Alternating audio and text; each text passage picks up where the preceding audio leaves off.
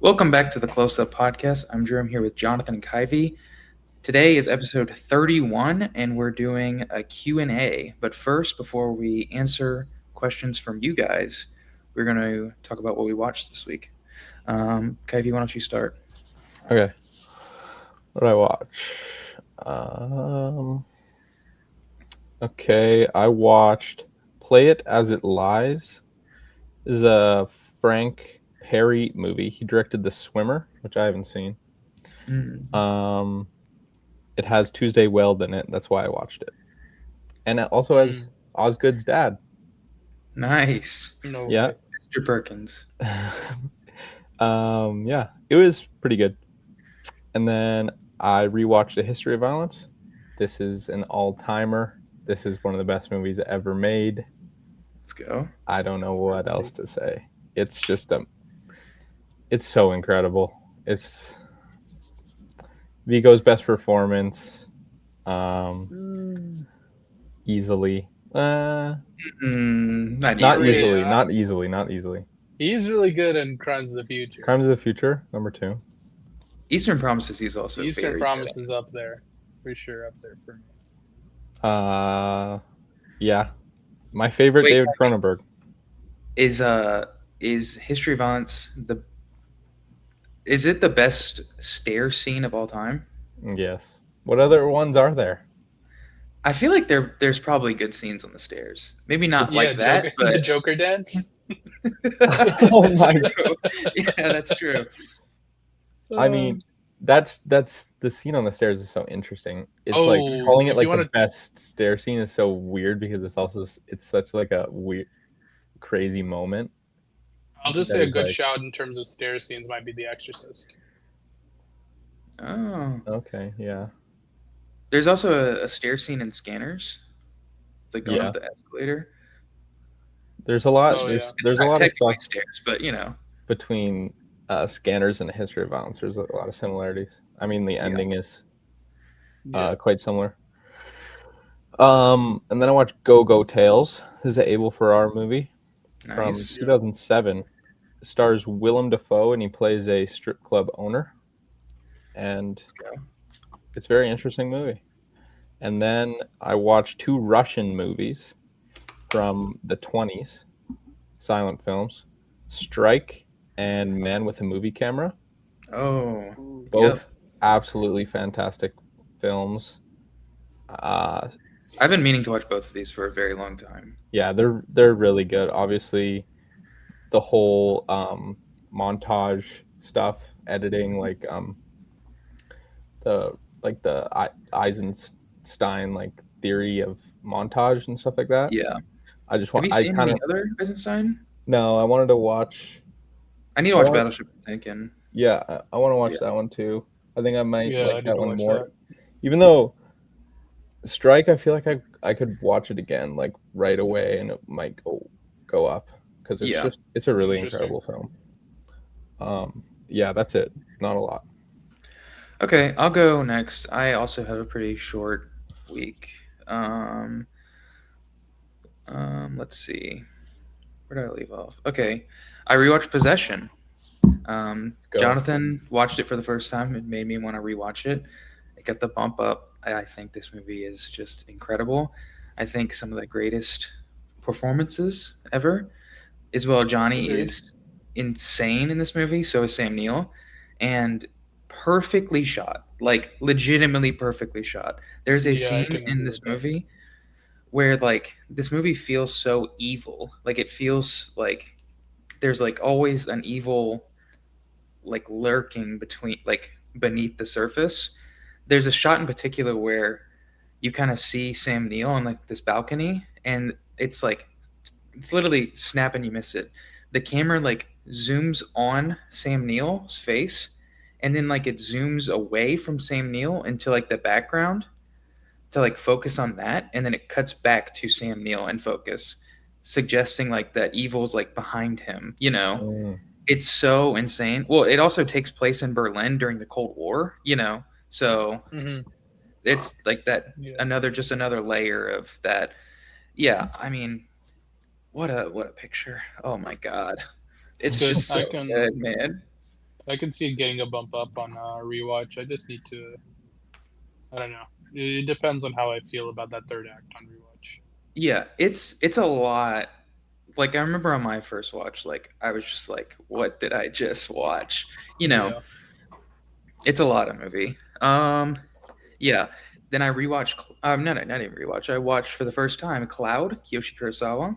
Let's go. What a Ooh, I just what want to a watch that. banger movie. Like really a tale of two halves. The first half and the second half are kind of completely different movies Yeah. in a good way. Um, I think I Yeah. prefer the first half, maybe. I don't know. Yeah. I agree. Yeah, but the second half is still really excellent. There's there's like one shot. This is not a spoiler. This is just what the movie's about. It's like the movie's about like an internet reseller, and there's like this one shot in the very beginning that's like kind of what the movie is all about, where he's like looking at his computer from a distance and just like seeing all the little like things like flash. It's so good. You know, I don't know. It's just a really crazy good, well shot. I really love the Interesting. shot that's on the poster. Oh Like yeah, yeah, yeah. the hooded guy With shows the up in like glass. the window. Yeah, That was like crazy when it happened in the yeah. yeah. I think it's just interesting to make a movie like this nowadays, where it's literally just like, what if the internet trolls like became real? Mhm. It's Yeah. I don't know. Yeah. It's really fascinating. Really great movie. And then I watched Eastern Promises. It's a Cronenberg movie I haven't seen yet. Kind of maybe the biggest one I haven't seen. Viggo Mortensen, Naomi Watts, Vincent Cassell. This movie's really interesting and weird. Um, it's like it's like in the same era as like History of Violence because it's like Cronenberg's making like a weird crime movie instead of like a horror, Yeah. sci-fi Yeah. kind of thing. This movie I think is worse than History of Violence. Um, I I really like it. I just couldn't fully get there with this movie. I felt a little too Right. disconnected from like the mob stuff and the Naomi Watts stuff.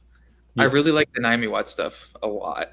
And then like the mob stuff just kind of feels I'm like a little disjointed with it, but it's still really good. Man, also Naomi Watts, you know, she should have been in another Incredible. Cronenberg movie. Yeah. I That's was I so was thinking cool. that too. That's so sick. Hmm. Yeah. It's like it feels weird that she's only been in one. It's like you think about it, it's like she must have been in like two or three. Yeah. What an underrated actress. Like she's known for like her like, top of the line like Lynch stuff, like Mulholland Drive. Yeah. But like, man, like anytime I kind of see her on screen, I'm like, that's Naomi She's putting Watts. on a She's killing it. performance. She's so good, but she doesn't get the roles The role, anymore. yeah.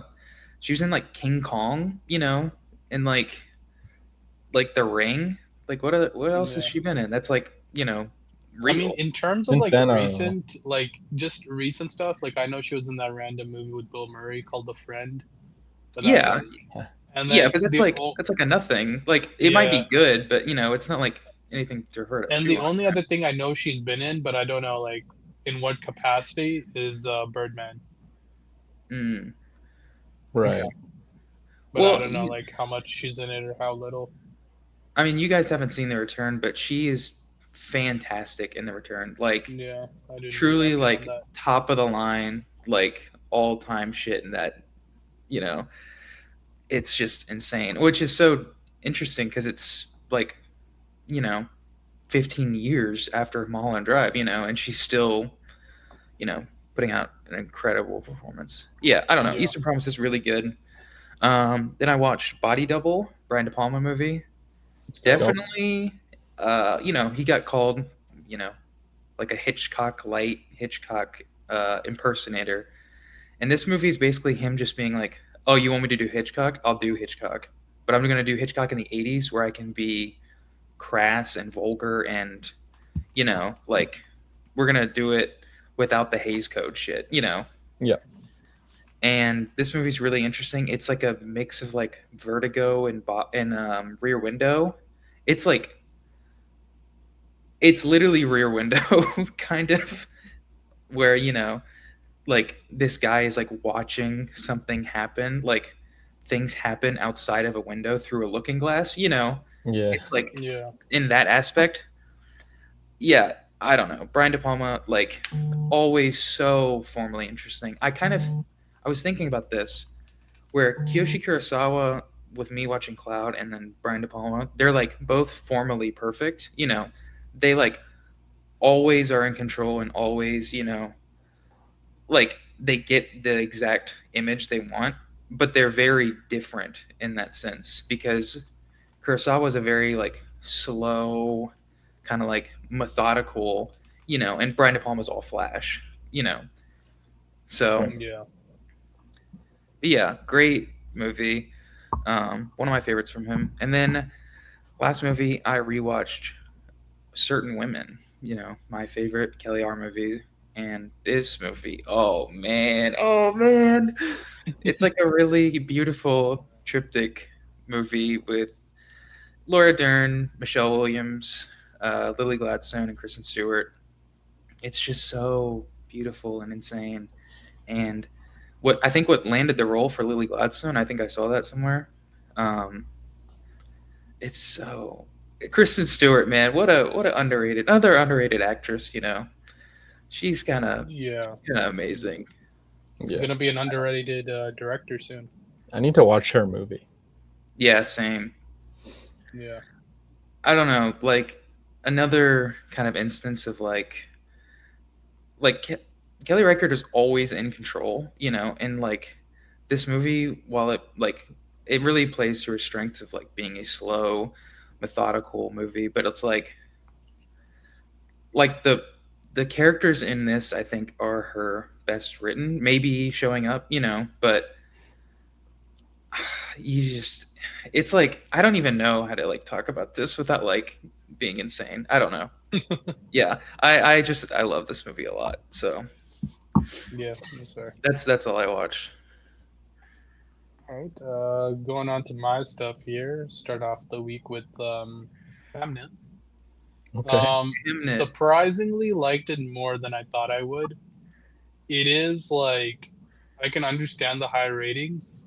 Like I think I just haven't gone through grief as much as the things that's happening in this movie and as much as like what other people have experienced, and I can understand like this like really like nails that. And I mean I hope it won't happen, but if I ever you know grieve, like have like a tragedy as like crazy as that, and I rewatch this, I can see that going up.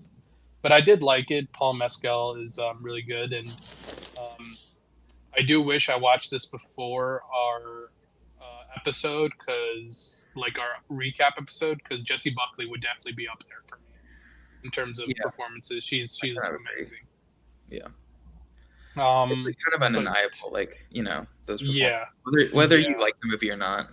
yeah, without a doubt. And following that up with another female powerhouse of a performance, I watched The Housemaid. Okay. Oh, okay. And by that, I obviously mean Amanda Seyfried, who puts this movie on her Yeah, freaking of back. course. But yeah, I mean, uh, this movie doesn't like stink. It's bad. Like the first two acts, like drag, like really, really bad. Like I remember, like um, checking the time, like 15 minutes in, I was all like, it felt like 40 minutes had gone by. Like, I mean, I feel like it should have been like, yeah. I was like, what's going on? But yeah, the third act, it's like I predicted some stuff, so it's not always like uh, there, but it did bring it up. I gave that a 2.5 at the end. Was the third act your favorite? Like favorite act? Yeah, Yeah, for sure. I mean, I didn't really care for the first two acts at all. I kind Like, of I don't know. I because I think thought the pacing was my favorite. terrible in the first two acts. That's the thing. Like I don't the know. first two I acts was was like an absolute surviving drag the to get first through. act a little bit. I was like, oh, Sydney Sweeney's like has like glasses and is like trying to be a nerd, but she's like homeless or Yeah. whatever. And I was like, where's this movie going? And she's Yeah, like I was dusting all like, yeah, floors or whatever. I was kind of into it to start, because I was all like, okay, we're getting straight into it, because like you know how in the trailer you see Amanda Seyfried go crazy. It Yeah. happens like almost instantly once the movie Mhm. starts. Like she started going crazy, and then it kind of goes in this like repetitive process of that for like a while. So you're like, well, where is this movie even going? And Yeah. then they finally like push it past that in the third act, which is probably why I liked it Yeah, that's more than fair. most. But yeah, gave that a 2.5. Might be a little high. I might like revisit that rating and drop it, but I don't know. But after Oh, that, I Jonathan, watched. what did you think of the needle drops in the movie? Um, Because I think they're so ridiculous. They're I, so there insanely was ridiculous. um, there was one. I forgot. There was one that I mean, I was watch partying with this. I forgot what it was, but I remember I was like, "What even is this song?" I didn't know anything about it, but it just like felt so out of place. This I said this, but the cinnamon girl Yes, I think that needle was the drop, one people were talking about. yeah, I was like listening to that. I'm like, why is that even made here right me now? fucking lose my mind. I was like, what is this movie, dude? This is insane. Yeah, We don't need a Lana Del Rey needle drop in the middle of this movie. yeah, holy moly, my mouse is Yeah. bugging out right now. Let me go with my manual shit. All right, but Oh, after that, I watched Gore Verbinski's A Cure for Wellness. Okay. oh, And I will say that movie, like, it's kind of like the plot is like Shutter Island esque. mhm. This guy kind of goes to like a private resort, getting in touch with one of his superiors, trying to get him out, and the lore of that place just goes deeper and deeper. I will say visually, that movie's insane. It is. It Yeah. like it looks so freaking good. Like from the first like scene, I don't know, I was locked. Like there was some stuff happening, and then I don't know if you remember this, Kuyve. I know you've seen it, but like there was like this little intro, and then there was just a scene of like a mirror of like a train Right. going through Yeah. a I've seen tunnel, it. and I'm all like, Yeah. that just like hooked me like right there. I'm all like, what is this? This is so That's awesome. crazy. Yeah.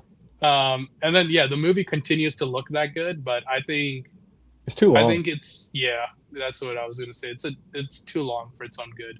Yeah. It's way too long for Um, something good. Dane DeHaan is kind of like he's good at moments, and at other points he's like the most stoic guy ever, and it's like, where's the emotion, bro? Yeah. I don't And really. I don't I even know don't what's love going on. him. Mia Goth is also okay. This is seemed like pretty young in her career, I guess. I mean, this came Forgot out that what she was in that movie. 2016, so Yeah. that's like 9 years ago. But yeah, she's fine. I still Didn't gave it a three and Eyebrow a come half out just because that year? visually it's good, and there's some like scenes that really like crawl under your skin. Um, but yeah, I still liked it. Then I watched The Graduate for the first time. That was definitely a big blind spot for me. A lot of people always talk about The Graduate, and I really, really liked it. Like the speaking of needle drops, the needle drop for this one. I'm not good with song names, but I can't tell you it. But the needle drops for that is really good. The needle drop in The Graduate. Yeah, Yeah, it's like in the very beginning. You'll know what you're talking about sure. when you watch it. But yeah, Dustin Hoffman's like awesome. He's like amazing, and yeah, there's just something about like the themes about this film that really hit. Just like having a lot of people have expectations of you when you don't have some them yourselves. And it's like Yeah, you're just like getting forced these on to you and things like that. And it's like and you're also being like super impulsive and like not thinking about your own future. I think that's like that really lands on this one. Really, really good. Give that a 4 star. Then I watched a 2026 release. I guess it came out in 2025 at festivals, but it's called Obex. Mm. oh, yes. Strange little movie. It's like about a dude who gets a video game. He's like, what's the term? Agoraphobic or something like that. When you don't want to leave the house, when you have a fear of leaving the house. Perhaps. But yeah, Maybe. he's just like always in his crib, and he has like other people to do groceries, and then yeah, all he does is like text stuff on his computer, and he gets an ad for a video game, and he like plays it, and he kind of like transports him into the video game, and he kind of has to deal with the stuff going on. It's pretty cool. Like it's kind of slow to start, but once he gets into the video game, it's actually like really cool. Like kind of like the analog vibes of it all. Sure. But yeah, cool stuff there. Gave that a 3 star. Then I watched Brian De Palma's debut, feature length debut, Murder a la Mode. Not good. It's just Big it's ol' just redneck not good, man. Yeah, I mean, there's just too much happening and just like no substance. It's like just random things thrown at you, and you just have no idea what's going on. That's kind of the gist of it. It's a 1 star. Then I watched weird uh, Roblox documentary. Oh um, my I don't god. know if it. Can I say that? Can I say the name? You think? Oh yeah. Okay, so the documentary is called "I Joined ISIS on Roblox." Um, it's goofy for sure, but it's like it's actually interesting stuff. Like it's actually like a real like documentary trying to like figure out what's going on, and it's like it's talking about how like people were kind of role playing as ISIS and kind of recruiting them, but there's like levels to it. There's levels to it, and there's some insane stuff that go on. There's some insane stuff that goes on. Like it's actually insane, bro. It's insane. There's levels to There's it. What do you levels to mean? There's this shit, levels bro. to it. There's levels to it. Um, but yeah, I did end up liking that. It's actually insane. Oh, Um, but then after that, watched Jacques Demy's The Young Girls of Rochefort. Okay. Really good, really good. Definitely like this more than Umbrellas of Cherbourg. I don't know. There's like something about that main song that's like super super catchy, and I liked that it was like a mix. Like it's an actual musical where it's like, normal talking and then a musical number in between, Yeah. compared to Umbrellas of Cherbourg, which is just like singing throughout the entire thing.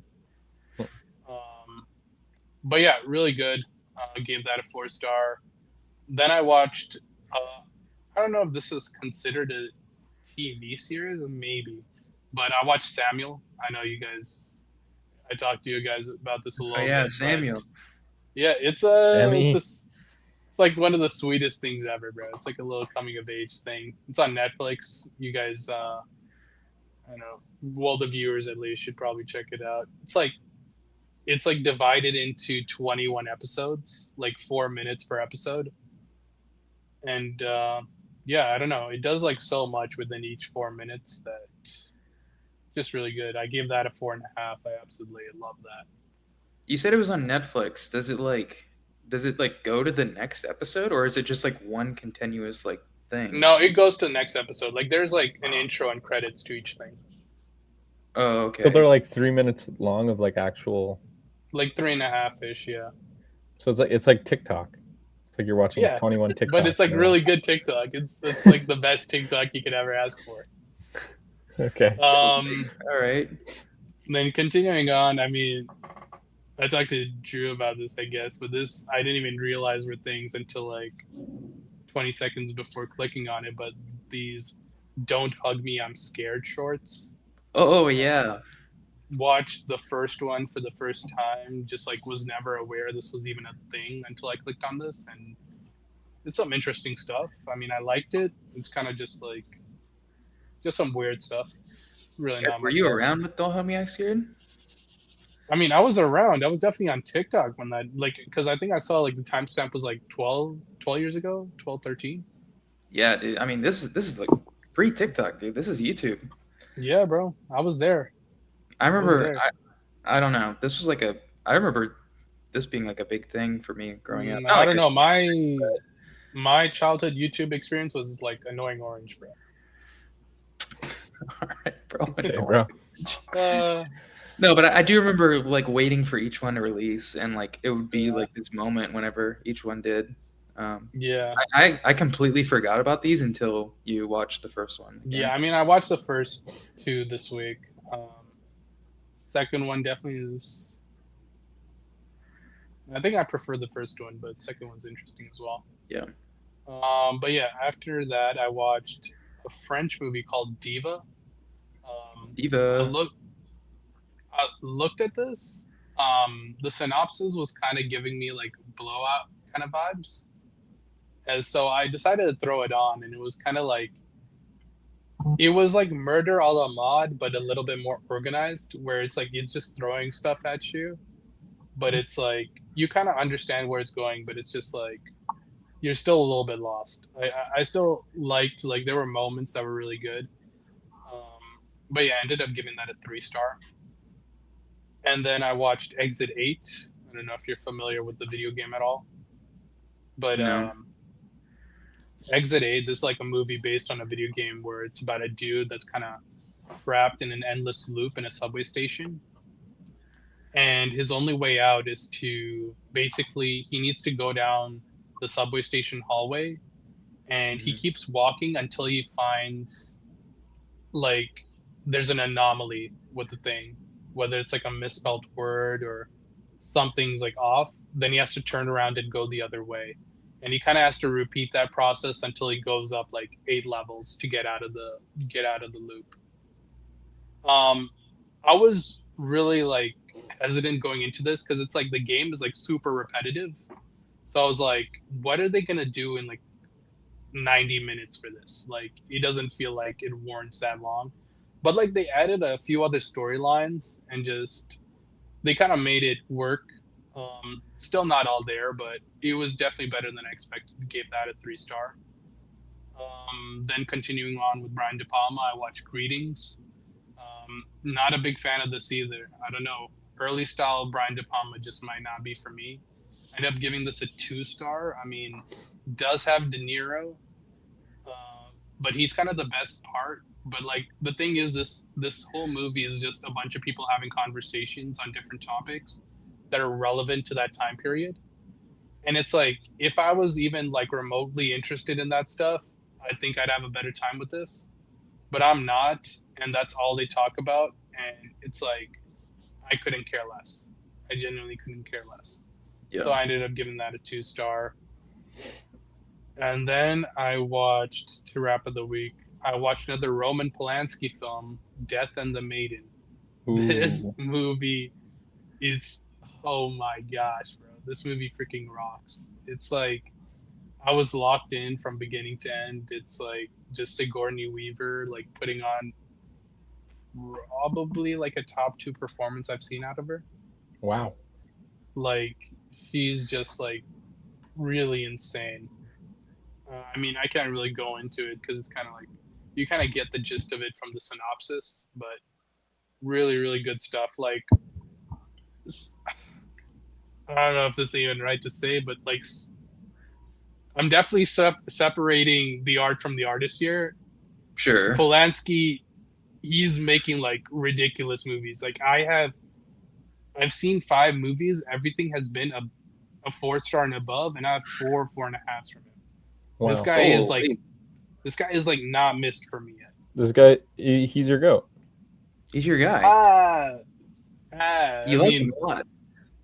he's up Him. there. He's up there. His movies are up there, but he's not. He's not at the tippy top. But he's going up. If I watch more of his stuff and it's like this same quality, we might start having a conversation. About Okay. how much you like Roman Polanski, Yes, absolutely. not his movies. And yeah, that wraps up my week. Okay. Okay. All right. Q&A time. Let's You guys go. asked us questions. We are going to answer them. Jonathan, are you going to pull them up? Yeah, I got him up right now. Yeah, be sure to keep a lookout on the Twitter. We'll definitely be putting some more Google Forms the next time we do a Q&A if you guys are trying to answer them. But let's start with the first one. This is from Conrad McLean. What is your favorite niche subgenre? Drew, do you want to start? Favorite niche subgenre? Oh. No, why don't you start, Kuyve? I mean, I didn't really. It's not like what I came up with wasn't even really a like it's not even really a niche subgenre, but Yeah, it's just like a snap. Like the '80s for me is like prime action movie. Oh yeah, this That's my makes sense. favorite shit. That's This my makes favorite shit in the sense. world. It's like '80s American action movies are my favorite niche subgenre. Even though the movies themselves are like not niche at all, but it's um, yeah. like No, I get what you're saying. a specific thing is like that. Terminator, Die Hard, Predator, Yeah. um, you know, the best shit. Yeah, for me, yeah, these are not technically niche. Like I'm not I couldn't think of the names for like the niche ones, but I mean just a couple. I mean like whodunits, I guess. I'll always like be down for a good whodunit. Shout out Will. Um Shut yeah, up. I'm always good for like a good old courtroom drama. I love those things. Um I guess I don't know if slasher is like no, slasher is definitely not niche. Not niche, Definitely a yeah. subgenre, but I can watch slashers all day. And just like dystopian stuff overall. Just like Mhm. something about like just a strange new world where while I'm getting a lot of world building, I'll be full in on those. Yeah, I mean, I went to my letterbox stats actually, Oh, and Letterbox does Oh, have that's those, a doesn't it? good. for nano genres, it says my like the most films I've watched. You'll get a kick out of this is suspense, guns, and action packed. Of course it Oh, that's is. good. That's like the nano genre the most of. But like, I click on highest rated nano genres or themes. It says average for like my highest average is faith and spiritual journeys, and then nano genres soldiers, politician, nation, whatever that means. Yeah, I mean, Yeah. if I look at my top nano genres, I get fighting, cool, menacing. Okay. Oh wait, no. Let me look at my highest rated. Yeah, highest rated. Okay, my highest rated nano genres are aircraft, mission, gripping. What the hell does that even mean, bro? And That is then crazy. brutality, anger, chaos.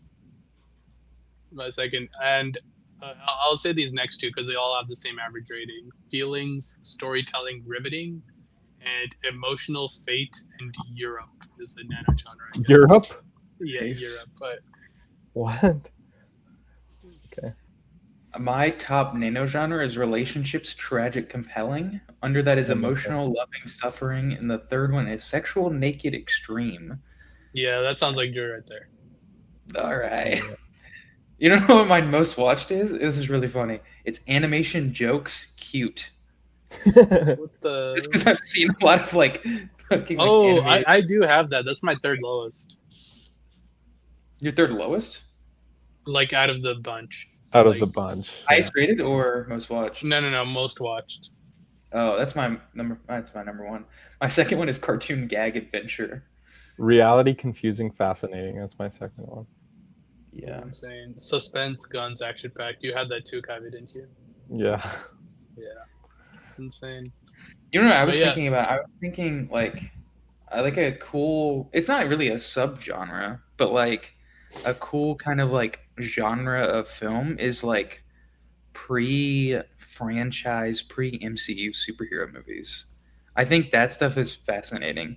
Yeah, it Like is. those early X-Men, sure. Unbreakable, Sam Raimi Spider-Man, like you can go even before, like the Tim Burton Batman movies. Like those are all it's really interesting to look back now, even Right. though some of those are not my favorite movies in the world, but I think those are all really interesting to look at. Yeah. Yeah. Yeah. Okay. And that kind of wraps that one up. This one's coming from Croffy right here. Who's the GOAT Canadian actor and actress? This is an interesting question. I think there's That a is lot of answers interesting. here. Yeah, I kind of had like two for each. Yeah. I can start for actors. I had Jim Carrey and Ryan Gosling. Those would be up there for me. Yeah. Um, and in terms of actresses, I have Rest in Peace Catherine O'Hara. Yeah. and I have Yeah. Rachel McAdams. Yeah, of course. Shout Yeah. out Send Help. Um, I was thinking Matt Johnson. Yeah, ooh, that's let's a good go. shout. Great Yeah. shout. I don't know. I also thought Rachel McAdams. Yeah. Yeah.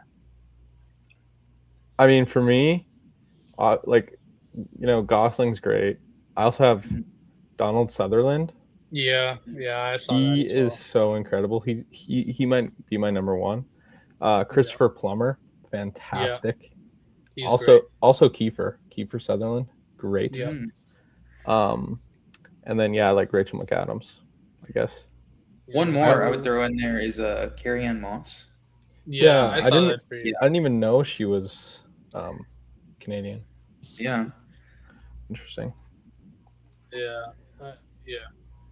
Sutherland for me is my goat. Well, there you have it. At least we're kind of unanimous on Rachel McAdams as an for goat Yeah. actress. Also, like, pre like cashing checks, Ryan Gosling is, Yeah, Yes. obviously great. Yes.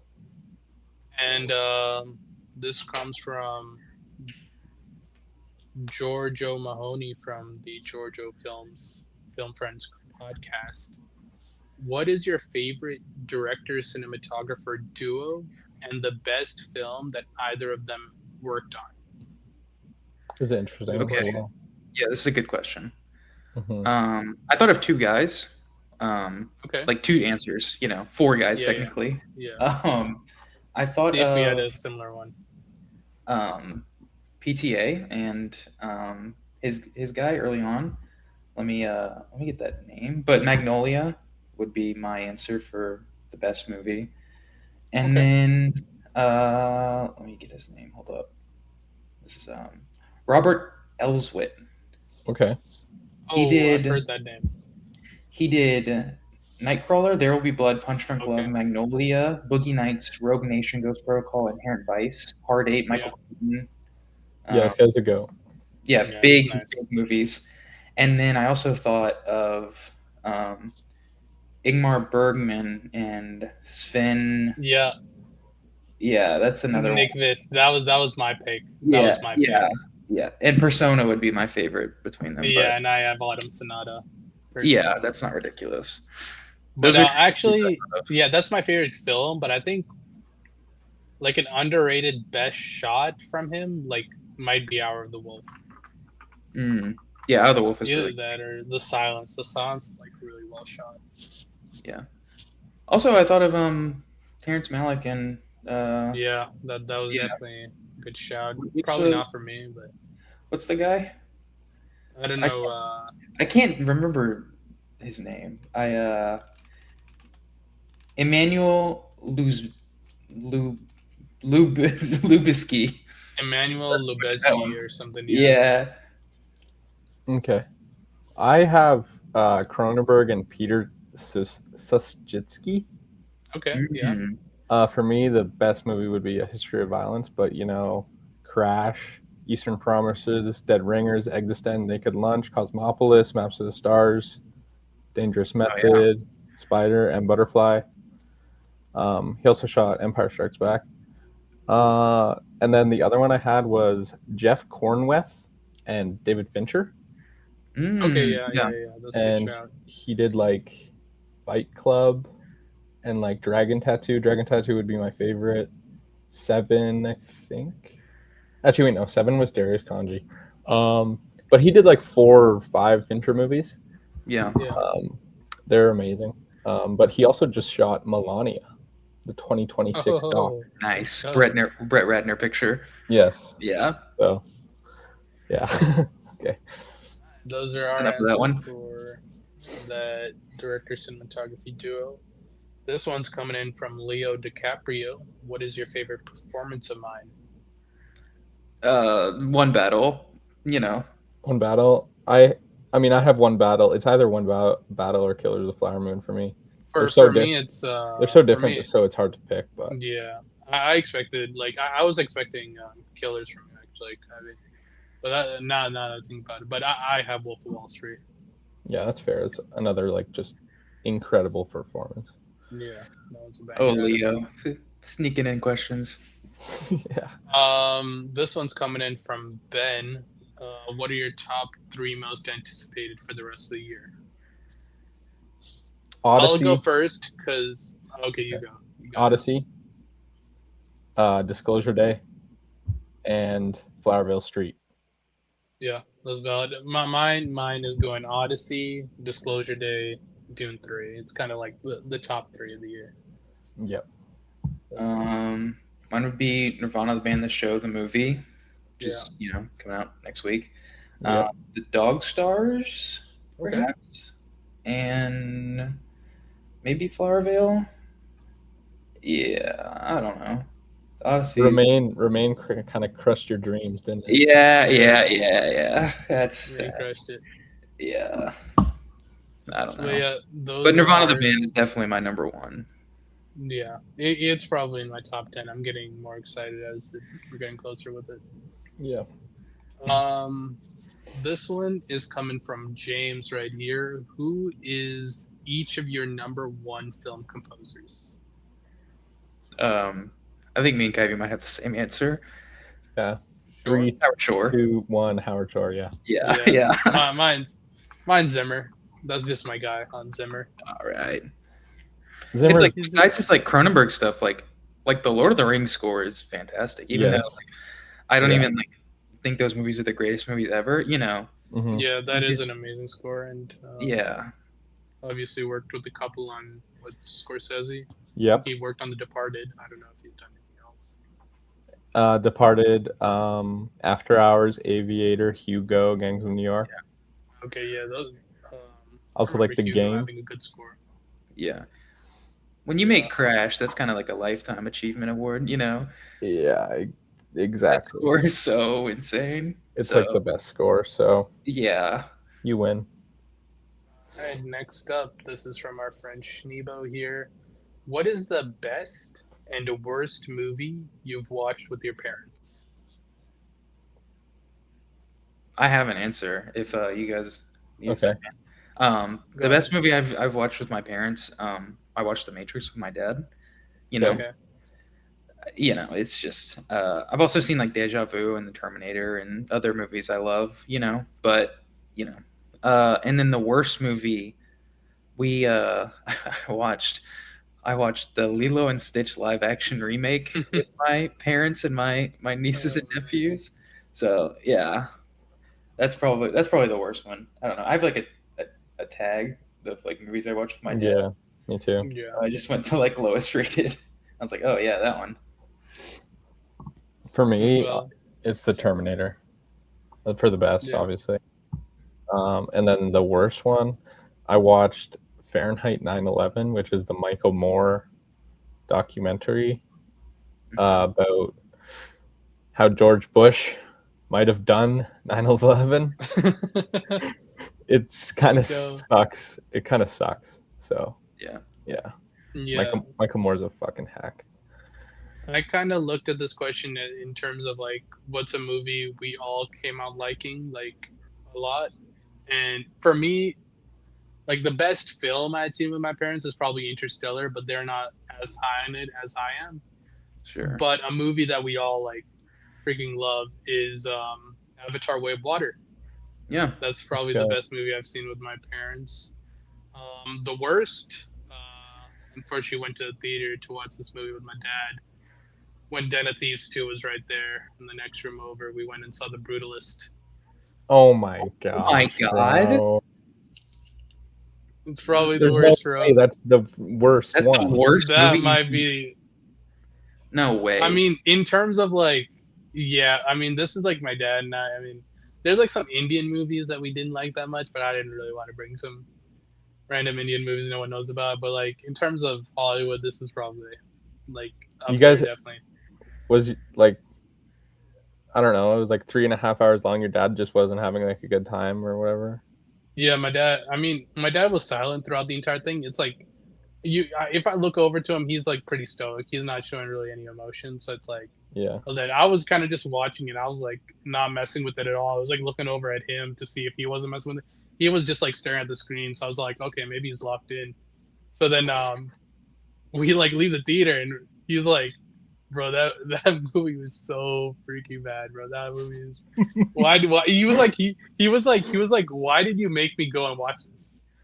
Oh, really? And I Well, was all like, okay, that's I kind of was your all like, fault. You made your dad sit through The Brutalist, like yeah, no. Yeah. See, the thing is, I was wanting to see the Brutalist because like it was like nominated for so many Oscars. I was like, let's see what's this all about. Yeah. And it's like, oh man, like we both ended up just like despising our experience with that movie, Do you bro. think Oh that my plays God. a part in why you don't like The Brutalist? Because you had to like sit next to your dad not liking it. Yeah, that definitely plays a part.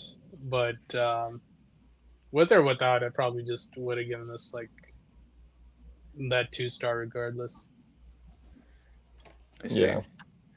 It's just not it. But yeah, moving on.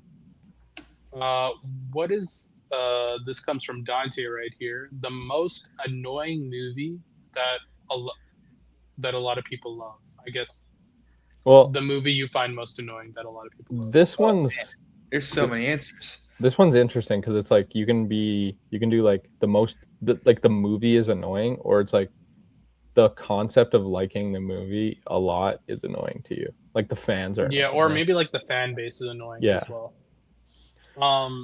I'll start. I mean, I did have the Rotalist here, but as a secondary one, I have I guess Spider-Man: Homecoming as well.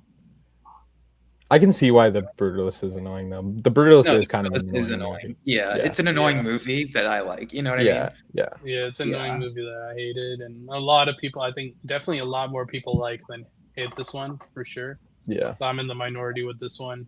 I mean, And then I just go ahead. go ahead. You go. You go. Yeah, I was just saying I had a Oh, second hey. one. I just went with Spider-Man: Homecoming as my second option there. Yeah. Feeling it. I mean, I just have like a really easy answer, and it's just the most annoying movie I've probably ever seen is Everything Everywhere All at Once. So I was thinking I can that see too. that. I can see Yeah. that. I definitely like it still, but I think Inception is up there for me. I think people who, like the people who are blown away by Inception, like, what are you doing, bro? Like any of like, let a and, brother get blown away, bro. Let him get blown away. Freaking awesome. you know what? No. You guys, I don't think you guys are gonna like this, but the most annoying fan base for sure, whether you like the movie or not, is Dune Part Two. Like so hyperbolic, and like people are talking about it like it's the greatest movie of all time. yeah, It's fine if you love it, Sure. but like talking about it that it's like literally like better than every single movie ever made is so ridiculous. yeah, It's like It's who can definitely like not. a movie. That's what I mean. Like I'm fine with people liking. I like that first Dune movie. Like it's fine if you Yeah. like the movie. Like calling it, you know, or like just being like I remember when it first released, everyone was being so annoying about that movie, dude. So yeah, Yeah. that's up there for me. Everything Everywhere. That movie's aged like milk. Yeah. All of the MCU for you, or what? Yeah, I mean that's kind of like its own little thing. Like Yeah. those guys aren't real. yeah. I don't know. That's my answer. Yeah. Yeah. That's all I got, really. That works. Moving on, we have. This is from Nilo here. What's a movie Nilo. you think you it's a movie you guys think your co-host should rewatch? Okay. So like a movie that you guys may have not liked, but you think just give it another chance and you might like it more. Okay, why don't you go? With both? Yeah. Okay. Jonathan, there's like an obvious one that we talk about all the time, Yeah. and it's Heat. Yeah. That would be mine too. Yeah. So like get on that and rewatch it because it is the best movie ever. Yeah. And then I was looking at your letterbox and I was like, you have The Empty Man at 3 stars, bro. Give that Not shit that, another bro. try. Give that shit another try. It's I'll so give that good. shit another try. I'll give it another try, but we'll see. It's so good. I'll give it a man. chance. I'll give it It's a so chance. good. And then for Drew, I also have like two, like we talk about this quite a bit, like Yeah. Doctor Strangelove. You know, Yeah. you've been meaning to rewatch that, right? Yeah. Yeah. And Nope. Yeah. Yeah. Those are two movies where, like, I completely even removed my Nope rating. I Mhm. saw it once, had a pretty terrible time in the theater. Yeah. Kind of had mixed feelings about it, and like has grown in my mind since then. Mhm. But like ever since that moment, like I just need to rewatch Nope. I feel like I can't even talk about that movie properly. And then Doctor Strangelove, I feel like I'm wrong with that movie. Yeah. So And then um, I was looking at your letterbox, and I was like, I think you should like this movie more, and like so maybe you should rewatch it again. But you have that theory that you go by with the Safties. But I oh think yeah, yeah, I think you should like Uncut Gems more than sure, the yeah, however much you give it, 3.5 stars or whatever. yeah. No, I think that one will go up. I don't know. Yeah. It'll go up a whole lot. It'll probably go up to like a 4. But another one I do need to rewatch. Yeah, yeah. Jonathan. Um, we talked about Possession at the top of the Yeah. episode, but Watched that last week, buddy. I Already know, I busted know, I know, I into know. No, it's just top of mind. I wanted to get another answer Uh, for Titan you watched recently. That's like, what are we doing it. there? Uh, The 10, I Weird will definitely give another Star, try at some point for sure. Crash 3.5, Black Christmas 3 stars. Okay, buddy. Dead Ringers 3 stars. It's like some of these don't even make sense to me. You know, you should like Dead Make it Ringers work. more. I I don't think know, so bro. I too. wasn't feeling that. It's so Uh, good.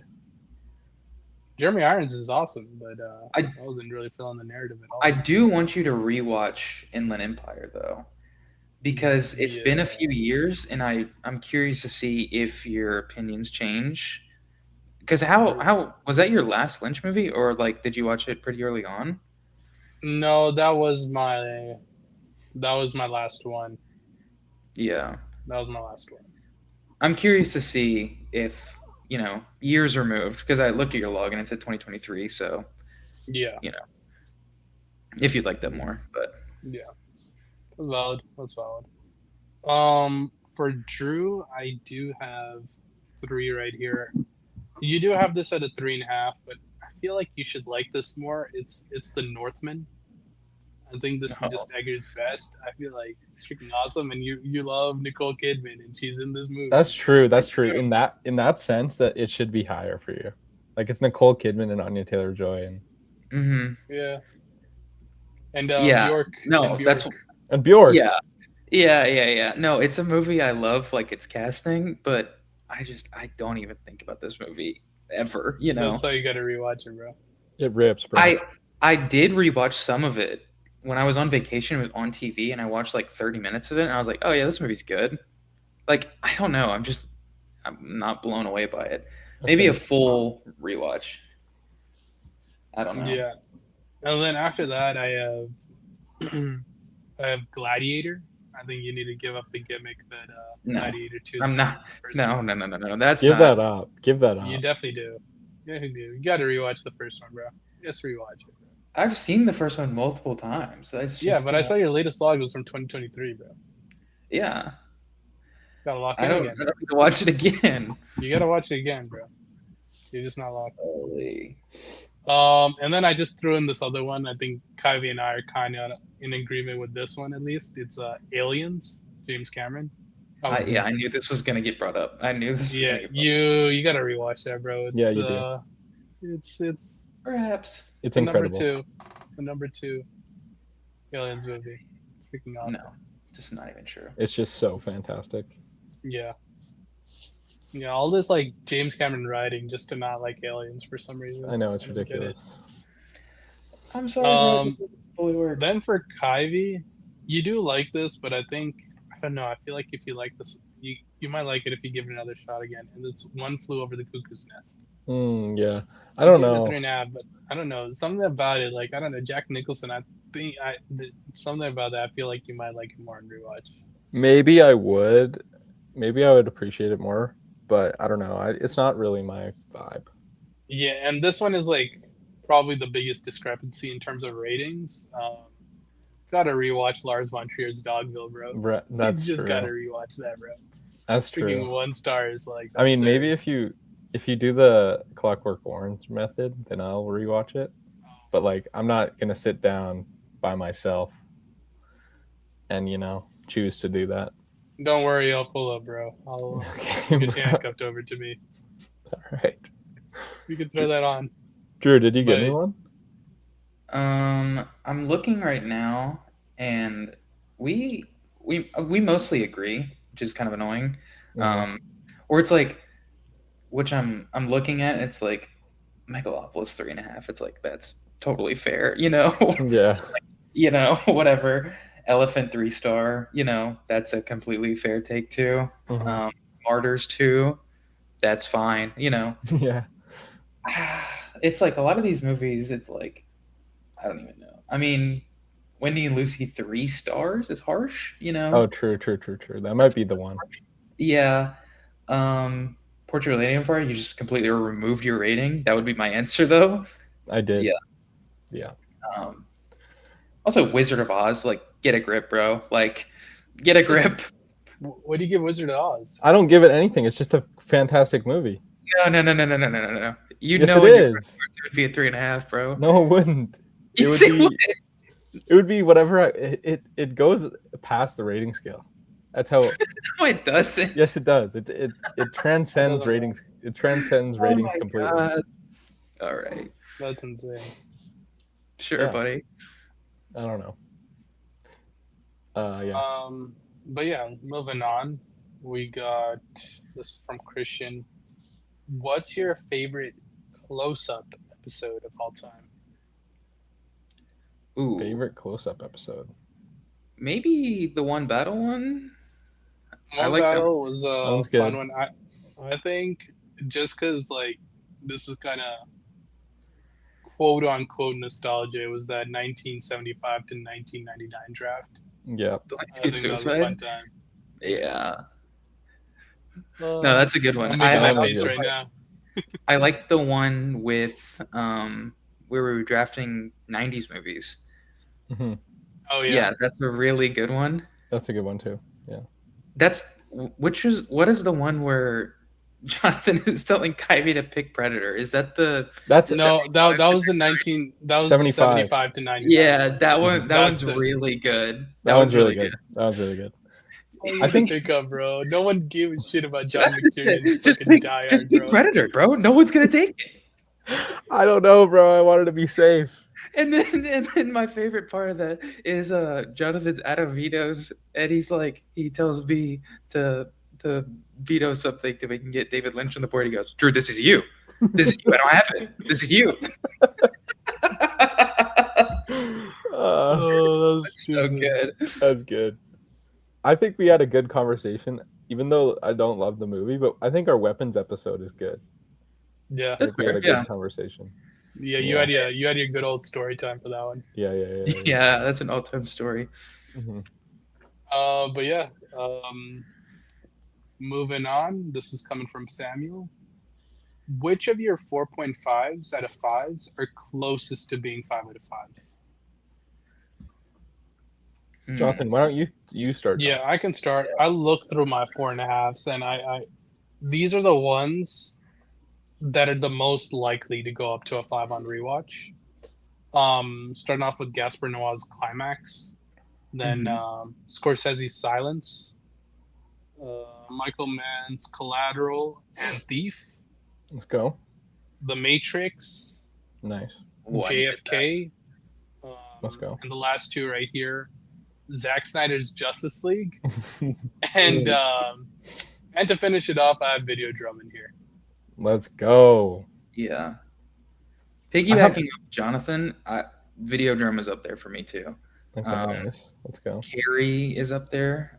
Oh, yeah. Tell you what, I should put Carrie on here as well. Yeah.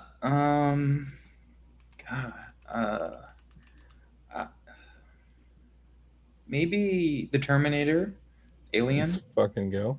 Autumn Sonata. Did you say Alien? Yeah. It's not at a 5 already? No. Holy. Darn. Yeah, I don't know. Psycho, Rosemary's Baby. I Yeah. have Red Rooms, Oh, Dead Reckoning, banger. Uncut Gems, Okay.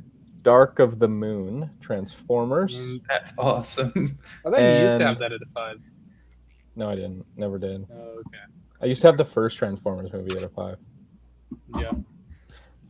Alien Covenant as well. Let's go. Okay. Yeah, Nice. bangers. Wait, Jonathan, what do you have Covenant at? That might going back to that question. Covenant is a Like, 3-star. rewatch. Oh yeah, throw that one on there. Yeah, I Covenant don't know if three. you want me to rewatch Prometheus as well. At that point, Yeah. What do you have that one that's at? a 2.5. Yeah, rewatch both of them. Rewatch both of them. What are you Get back talking to it. about? Yeah. Yeah. I honestly thought Maybe open your eyes. Drew was gonna make me rewatch Fan of the Paradise. Nickel Holy Boys, shit! bro. I just remember Fan of the Paradise. It's like you like that movie, but it's like you're being ridiculous, bro. Not gonna. Like, I thought even Nickel our Boys was gonna friends. be on your No, radar for that one. It's. I think it's fine that you don't like that movie. Like I love that movie, but Fan of the Paradise is like a movie you should like more. We have like some I should friends like that that like more. we've all like they've seen all the De Palma movies, and we were talking about how good Fan of the Paradise is, and like how Jonathan is selling with that rating. I'm not selling, bro. It's so ridiculous, It's bro. it's top 5 De Palma for me out of the 7 I've seen. Yeah, Yeah, the and 1-star and 2-star you gave out. Yeah, exactly. Yeah. Yeah. Moving on. Let's see here. What do you think? This is coming from Har right here. What do you think your favorite film of the year will end up being in December? So I think what our favorite film, what What are our we favorite film predicting might our be number one will be? at the end of 2026, and I mean that's just my most anticipated. That's the Odyssey for me. Yeah. It's either like the Odyssey is just the best shit ever and it like just Yeah. remains my number one forever, or like I can really just see Disclosure Day being my favorite movie by the end Yeah. of the year. I don't, like maybe Disclosure Day is like way more rewatchable and I watch it like 2 or 3 times or like 3 or 4 times, and then maybe the Odyssey is not as rewatchable. And then like Flowervale Street is like I don't even Sneaky. know what the fuck that movie is. It's Yeah. so like there's nothing about it, so I don't really know. But Yeah, exactly. That was definitely in the conversation for me as well. But Odyssey is just the 101 right there for me. With Remain getting, booted to 2027, this is like pretty easily Nirvana the Man, the show, the movie for me. You Yeah. know, I'm excited for all those other movies, but it's like in a completely different tier for me. I'm excited Sure. for Odyssey, of course. Mhm. I'm excited for Disclosure Day, even though I have kind of mixed feelings with Spielberg. I do Yep. think Disclosure Day looks really good. You know, I think Disclosure Day is probably maybe going to be better than the Odyssey.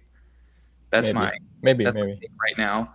It's possible. It's in the realm of possibilities, but it's just like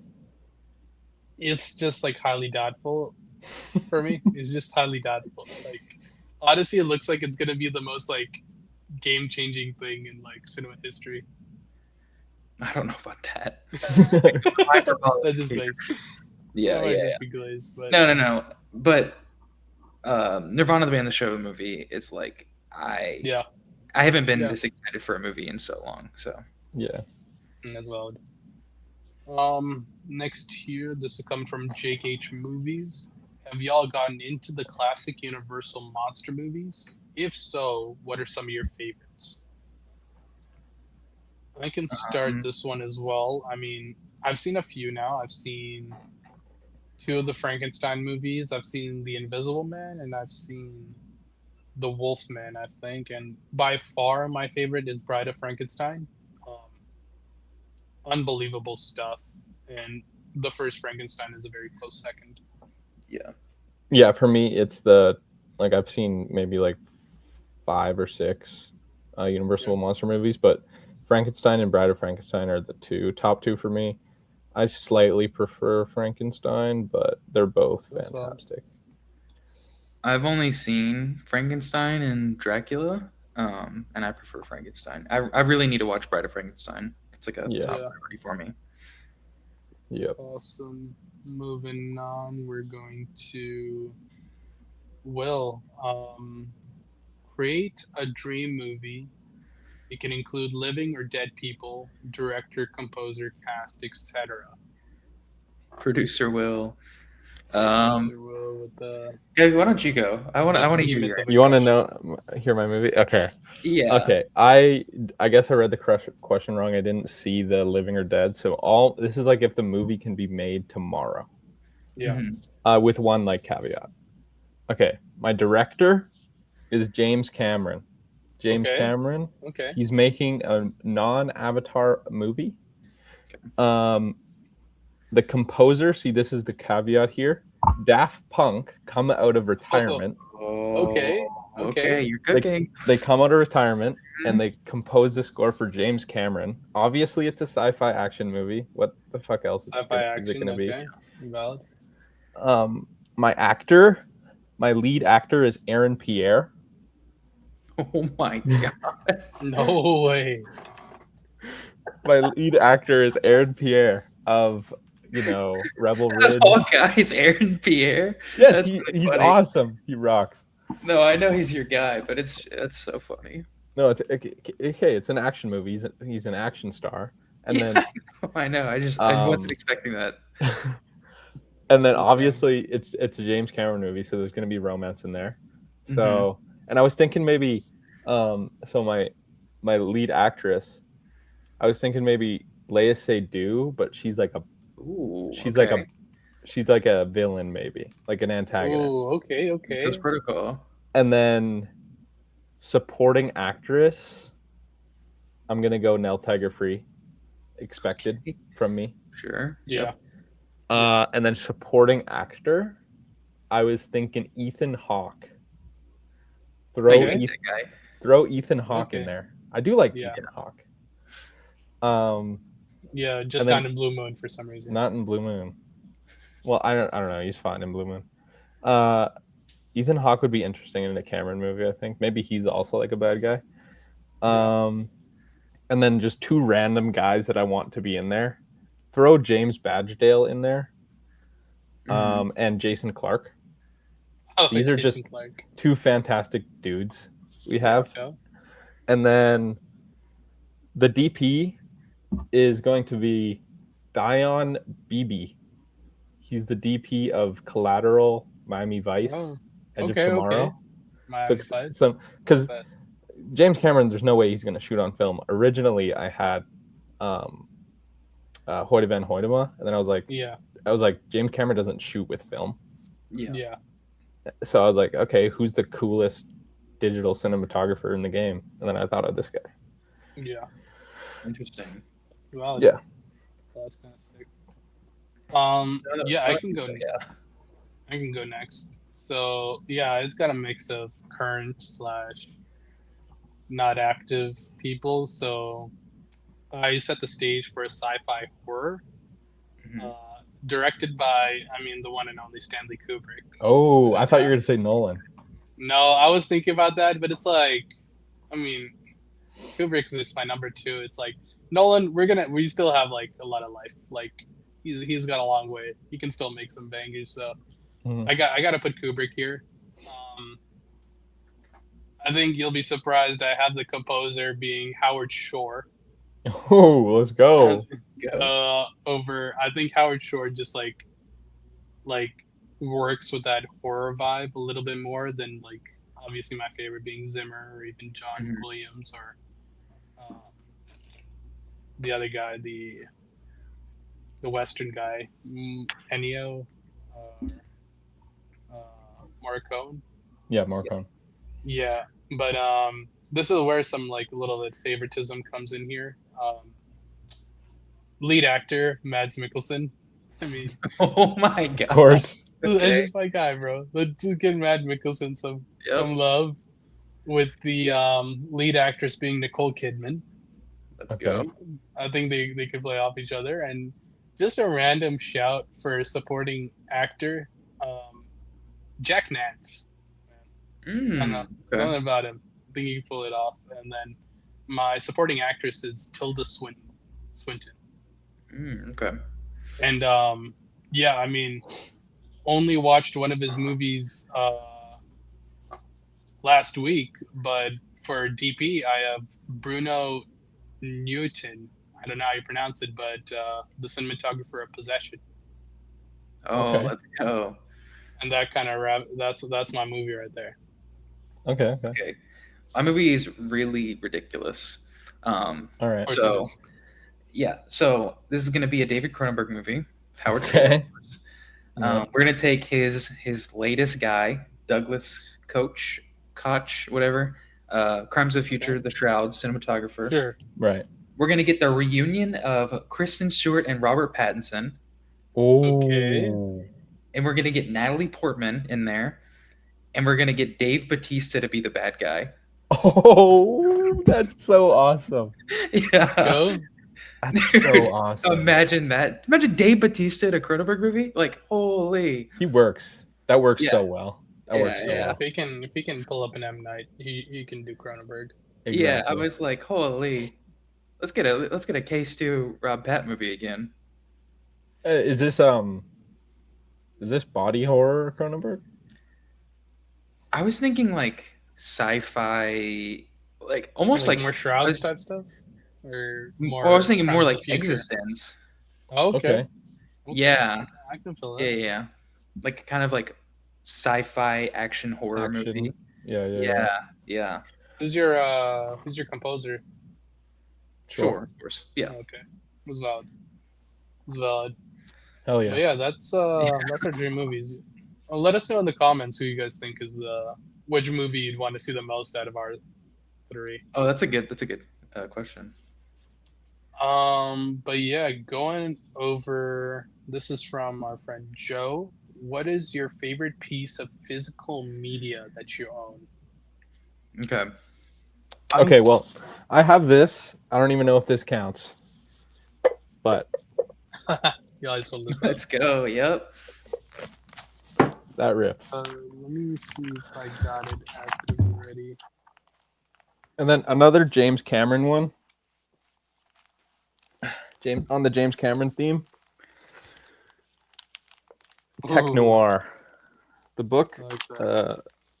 about James Cameron's art, like his painting and his drawing, and how that kind of connects to his career, and um, just has drawings about all sorts of different things when he was a kid, like a teenager, like a bunch of interesting stuff, like just a bunch of sketches that he used to make of, it has movie posters that he used to draw to get money, and Yeah, it has stuff that he planned on putting in Avatar, Aliens, The Terminator, and then it also has like sketches that he was doing for movies that he didn't make, like Spider-Man, stuff like that. I don't know. It's just like a really crazy detailed book. It's got shit like that in it. Yeah. You And sent me some of the pictures. It's really cool. like drawing this before you make the movie, like look how Yeah, that's so detailed sick. that is. yeah. Like James Can it just shows off like how purely fucking genius this guy is. No, he's the goat. Yeah. That's probably one of them. Yeah, I guess I can do mine. Mine's like a little bit different. I guess physical media. I think you guys know I'm a big Walking Dead fan, I guess. So this is actually just like I don't know. It's like a print. It's like a photo of just like the first issue of The Walking Dead. It's not actually the comic, but it's signed by Oh, that's so Robert sick. Kirkman. Yeah. I just have it in a sleeve here, but yeah, that That's would be cool my as fuck. favorite piece. Okay. Is that it? Can I go? Yeah. Yeah. Okay. Got it. I have a showcase. This was the first Criterion I ever bought. Was the Mulholland Drive one. Kind of Valid. means a lot to me because it's a very important movie in my life. Um, I have recently Eyes Wide Shut, of course. Yeah, This is one of the coolest things I own is the Brockage Criterion. It's that's super sick. awesome. That's It's a awesome. lot. There's a book in here where I've read a good bit. Blowout, of course, great. I have this After Sun, uh, but it. Let's see if I can get it open. Um, but it has, which I think is really neat. It has like Polaroids Oh, from Ooh, that's that's the sick. cool. movie. Yeah, so it's really cool. And then I think the coolest piece of physical media I own is not movie related, but um, it's the one I've had the longest. It's the very first episode of The Simpsons on VHS. This Oh, is just a really cool relic that I own, and it, That's it sick. actually works. So That's so sick. sick. yeah, that's my little haul. Well, I was just gonna add, I had a book, and then just like for movies, it's the Strange Love Criterion. Yeah. It's got a lot of cool stuff in it. Like it has Mhm. like jokes and stuff from the Yeah. movie in it. Let's It's go. it's awesome. Yeah. There's some other Um, ones, obviously, but those are kind of the big. yeah, and we got another one from Joe here. Director slash directors you want to get into the most? Ooh, okay. This is a really good question. I can go right here because I have it prepped. I've only seen one from both of these directors, and I'm kind of itching to watch more. The first is obviously Sergio Leone. Only Hmm. seen Yes. Once Upon a Time in the West, and it's one of the best films I've ever seen. So I definitely need to watch more of his. And then going foreign here, I got Johnny Toe as my other one. Only seen Yeah. one Johnny Toe. I gotta lock into more of his stuff. Hmm. I completely agree with Jonathan. Like both those guys, I need to get into as well. But I would add for me, um, Clint Eastwood. Yeah, I just that's a good think, one. I just think like Clint Eastwood is someone who it's kind of like mandatory. It's like so much of America of like film history is can be told through Clint Eastwood. Yeah. So I don't know, getting into him would be interesting. And then John Borman, I Yeah, like I really like. I've only seen one of his movies, and I really like the one that everyone hates. So which I one's might that? really like that. Exorcist too. Yeah, I'm not a fan of that one, but And Excalibur and Point Blank are really good. yeah, those just look so good. And then Abel Ferrara, I've been kind of like trying to get into him. I watched Yeah, one this week, obviously. Yeah. And then Sam Peckinpah. I've seen ooh, Bring Me the Head of Alfredo Garcia, that looks good. and I loved it. But his other movies just look so amazing. Yeah. So yeah, Okay. I think some of mine, Chaplin. I'm a huge Buster Keaton fan. I've seen Yeah, some that's a good Chaplin, shot but for me as well. I haven't seen a lot of the big hitters. So Murnau. I'm always trying to watch more silent movies. I'm not always doing it. But I need to. And it's something I'm interested in. So, and he looks like um, Howard Hawks. He looks incredibly interesting. I know Kuyve is really interested in his work too. John Ford, kind of just one of those guys where it's Yeah, that's a good like you shot were as saying about well. Clint Eastwood, like you can kind of just like understand like American movie making through his movies a little bit. Um, Claire Denis, I've only seen Beau Travail, and I think it's great, and I think it'll go up on rewatch. Um, Kiyoshi Kurosawa is someone I'm trying to Yeah, get more into. should have put that one on my list as well. De Good shot. Palma, I'm trying to watch more De Palma. There's a lot of answers. Choi Hawk, Johnny Toe. There's a lot of people. Chantal Ackerman, shout out. yeah, So those are mine. Oh, Billy Wilder. Billy Wilder is a huge blind spot of Oh, mine. I've never seen a Billy that's Wilder a movie. yeah. I I got need to to change watch that. more of Billy Wilder. Yeah, and Bresson. Shout out Joe. So Is that yeah, Bassan? that's The good nope. one? Robert Bresson. Oh, that guy. I don't Yeah. know that one. But yeah, moving on. This questions coming in from Ace. Ace. I will go to this one right here. The Your favorite theater experience of all time.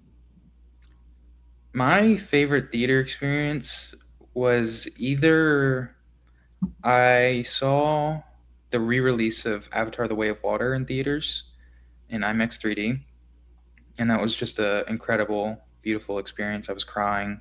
I saw that with my best friend, so that was very special. Yeah. And I would also say seeing The Matrix in theaters, like that's just a insane, seeing like my favorite movie on the big screen is so crazy, Yeah. Those would be my two. I think my number one, like by a long, like the largest margin ever, is finally getting to see Interstellar on the screen, like in Yep. IMAX in the re-release. Because up until that point, I had never seen IMAX on the big screen. I Hmm. was, you know, bound by the limits of my laptop and TV screens up until that point, and just seeing that on an IMAX screen was just one of the most life-changing things for me. Sure. But yeah, that was my favorite. I mean, as a secondary and third, I will always throw in the MCU ones. Like, say what you will about the movies themselves, the experiences with Endgame and No Way Home specifically are just one of the greatest like crowd experiences I've had. Sure. Faith theater experience. Hmm. Yeah. Um, for me, I just remember this so distinctly when I saw Gareth Edwards' Godzilla in Oh, 2014 good when I was shot. 10 years old. It was like the craziest thing ever Yeah. for me. Yeah. And then Spider-Man and Spider-Man 3, those Ooh. two really stand out just a little bit ahead of the Spider-Man 2 for me for the re-releases. Just such incredible theater experiences. And then I saw Magnolia in the theater. That was crazy. Uh, Type. and then like the first time I went to like a film festival, even though it's just a local Oh. film festival, Yeah. like Nirvana the band, the show Oh, with okay. a sold out crowd and like no other choice, No just other choice. crazy. It's gonna be up there. Uh, Fire Walk with Me, that was cool. Uh, Michael Mann's Ferrari, I remember that. I don't know why it was just such an interesting theater experience for me, but that was Yeah. really cool. Yeah. I'll throw out like another like underrated one. It was like I don't know, something about the crowd that day. We were just like all messing with it, but it was Barbarian. Like just the entire crowd Mm, was into it. Oh, The entire crowd was into it. It was a great like theater experience overall. yeah. But yeah, those I, were I some have of our. another kind of Yeah, go ahead. another underrated one because Kyvie, I wasn't even thinking like before, like like Letterboxd, like kind of when I was an adult, I could just go watch movies, on my own. mhm. Yeah. Um, I remember distinctly going to see Mission Impossible Fallout with my dad in theaters, Mm, and Ooh, that was nice. a big. I I had seen the first movie. I'd never seen any of the other ones. Mhm. It did not matter. Like, I was like, this is the coolest thing in the world, So, yeah. Yeah. No, that's valid. But yeah. I mean, the viewers as well. They can comment down one of their favorite theater experiences as well. yeah, please. Love to hear that. And going back to Joe right here, he's asking, what are some movies that you should like way more, but something's holding it back? I got my answers here. Um, I like Fire and Ash is a difficult one. I feel like I should like it more, but I don't know. That one's a difficult one. Zodiac, I love Fincher, and I feel like if you're like a Fincher head, you should like Zodiac more. There's something about it I can't tap into.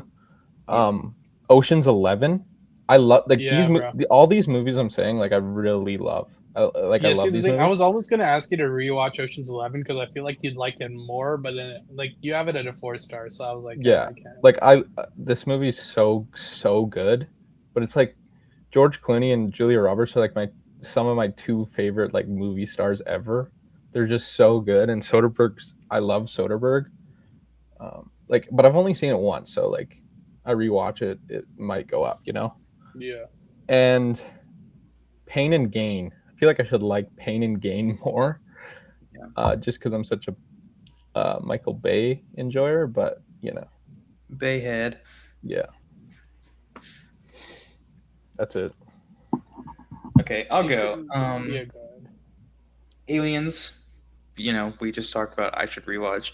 This is just a movie that has just caused. I'm. I feel like I'm like rubbing against it and never like going with it. I like the movie, but there's that friction. Mm-hmm. Recently, I thought I was gonna like this a lot more. Y Tu Mama Tambien.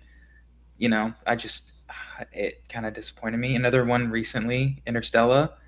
Mm-hmm. I thought I was gonna love this a lot more than I did. I still really like it. Um, what are some other ones? I had a couple more. Zodiac. Yeah, yeah, that was another one where, but again, it's a movie I haven't seen in a very long time, which I was talking to Kuyve about. So yeah, I think that has potential to go up a lot.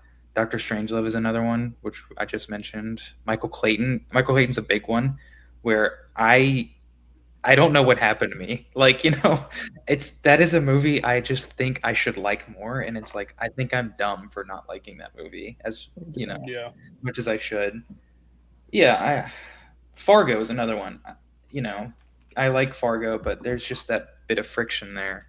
Especially me rewatching Big Lebowski recently, and like it being one of my favorite movies. I should revisit Fargo. It's bad. So yeah.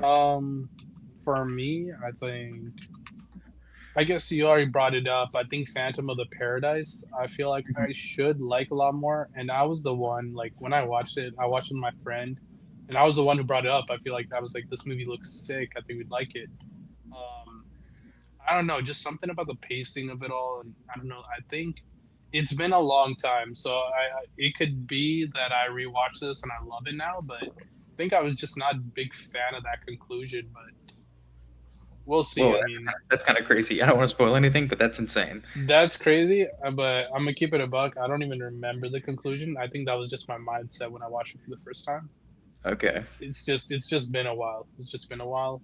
Was I'm Uh, guessing that's early on into your like that was one yeah, of the first very early on. moments. Very early Yeah, on. yeah, yeah. This was probably I think this was my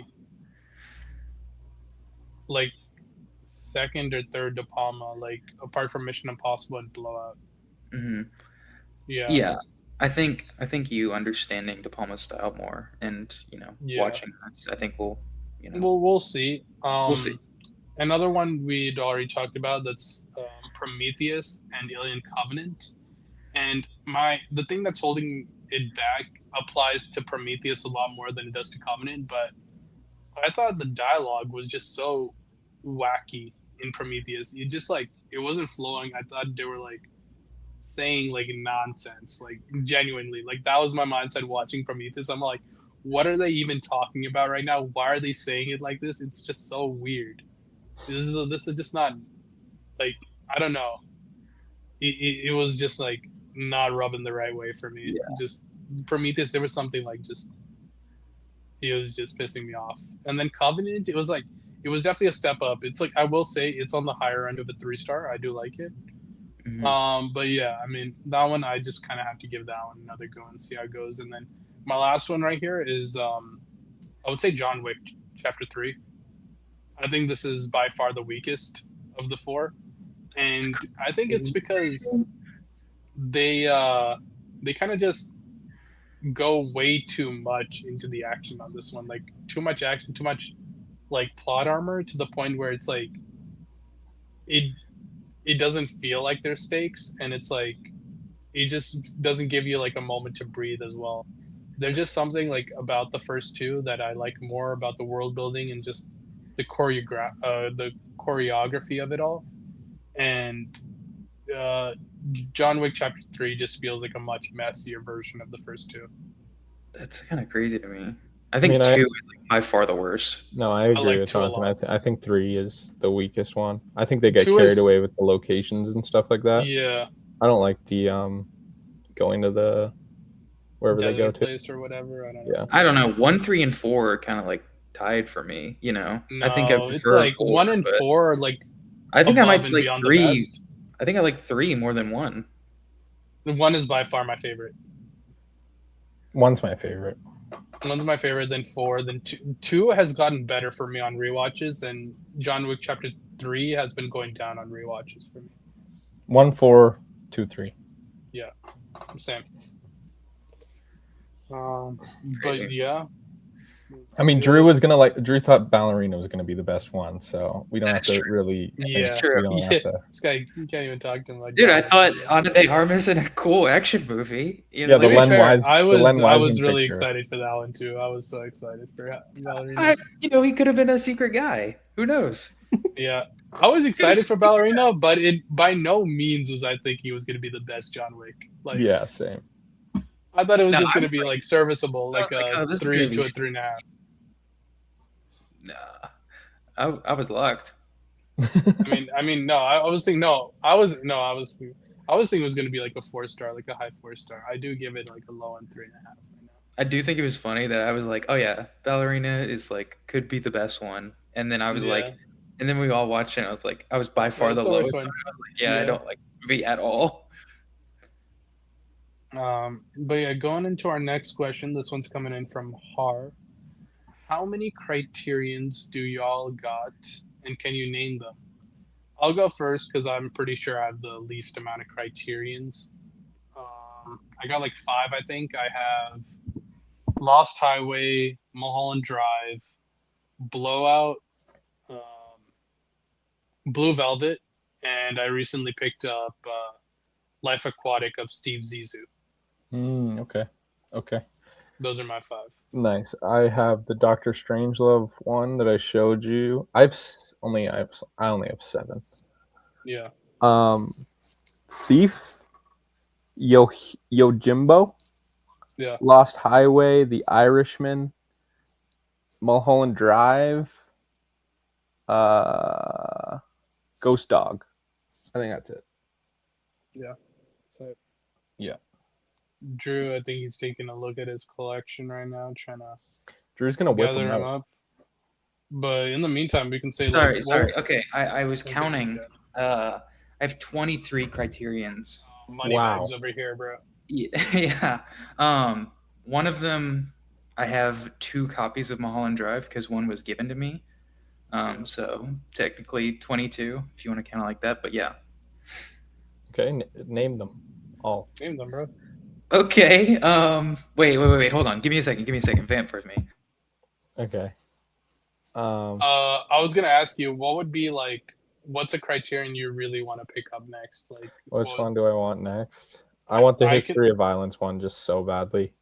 Yeah, mine's in between. Even though, like, I want Eyes Wide Shut, but even though I prefer Eyes Wide Shut as a movie, I really want that Thief criterion.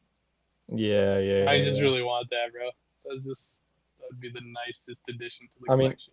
I also really want the Eyes Wide Shut one because I think it has like a lot of interesting stuff they put in there, and like just like never before seen kind of stuff that they have in there. Yeah, I don't know. Do I have any other ones? No, I don't think so. Yeah, I'm definitely gonna upgrade my Steve Zissou one because it's like a DVD criterion. Yeah, I have freaking Mulholland Drive on DVD. Oh, Yeah, gotta get that one on Blu-ray and 4K. Mm-hmm. I need to get another Blue Velvet one because like my spine is kind of like messed up. Yeah. And this is a message to Barnes and Noble, bro. Have international shipping again, man. Yeah, we like the reason me and Jonathan don't have criterions, bro, is because you have to fork over a freaking massive amount of money for every single one. Okay. Holy, I'm back. All right. Because Canada. I'm gonna start this. Okay. I have the Tree of Life. I have Young Mr. Lincoln. I have Jean Dielman. Cure. The Shrouds. Crash. Lost Highway. Videodrome. Inland Empire. King Lear. The Piano Teacher. Barry Lyndon. Okay, hold on. I have Raging Bull, Persona, A Man Escaped, The Brockage Collection, Eyes Wide Shut, Mulholland Drive. I showed you.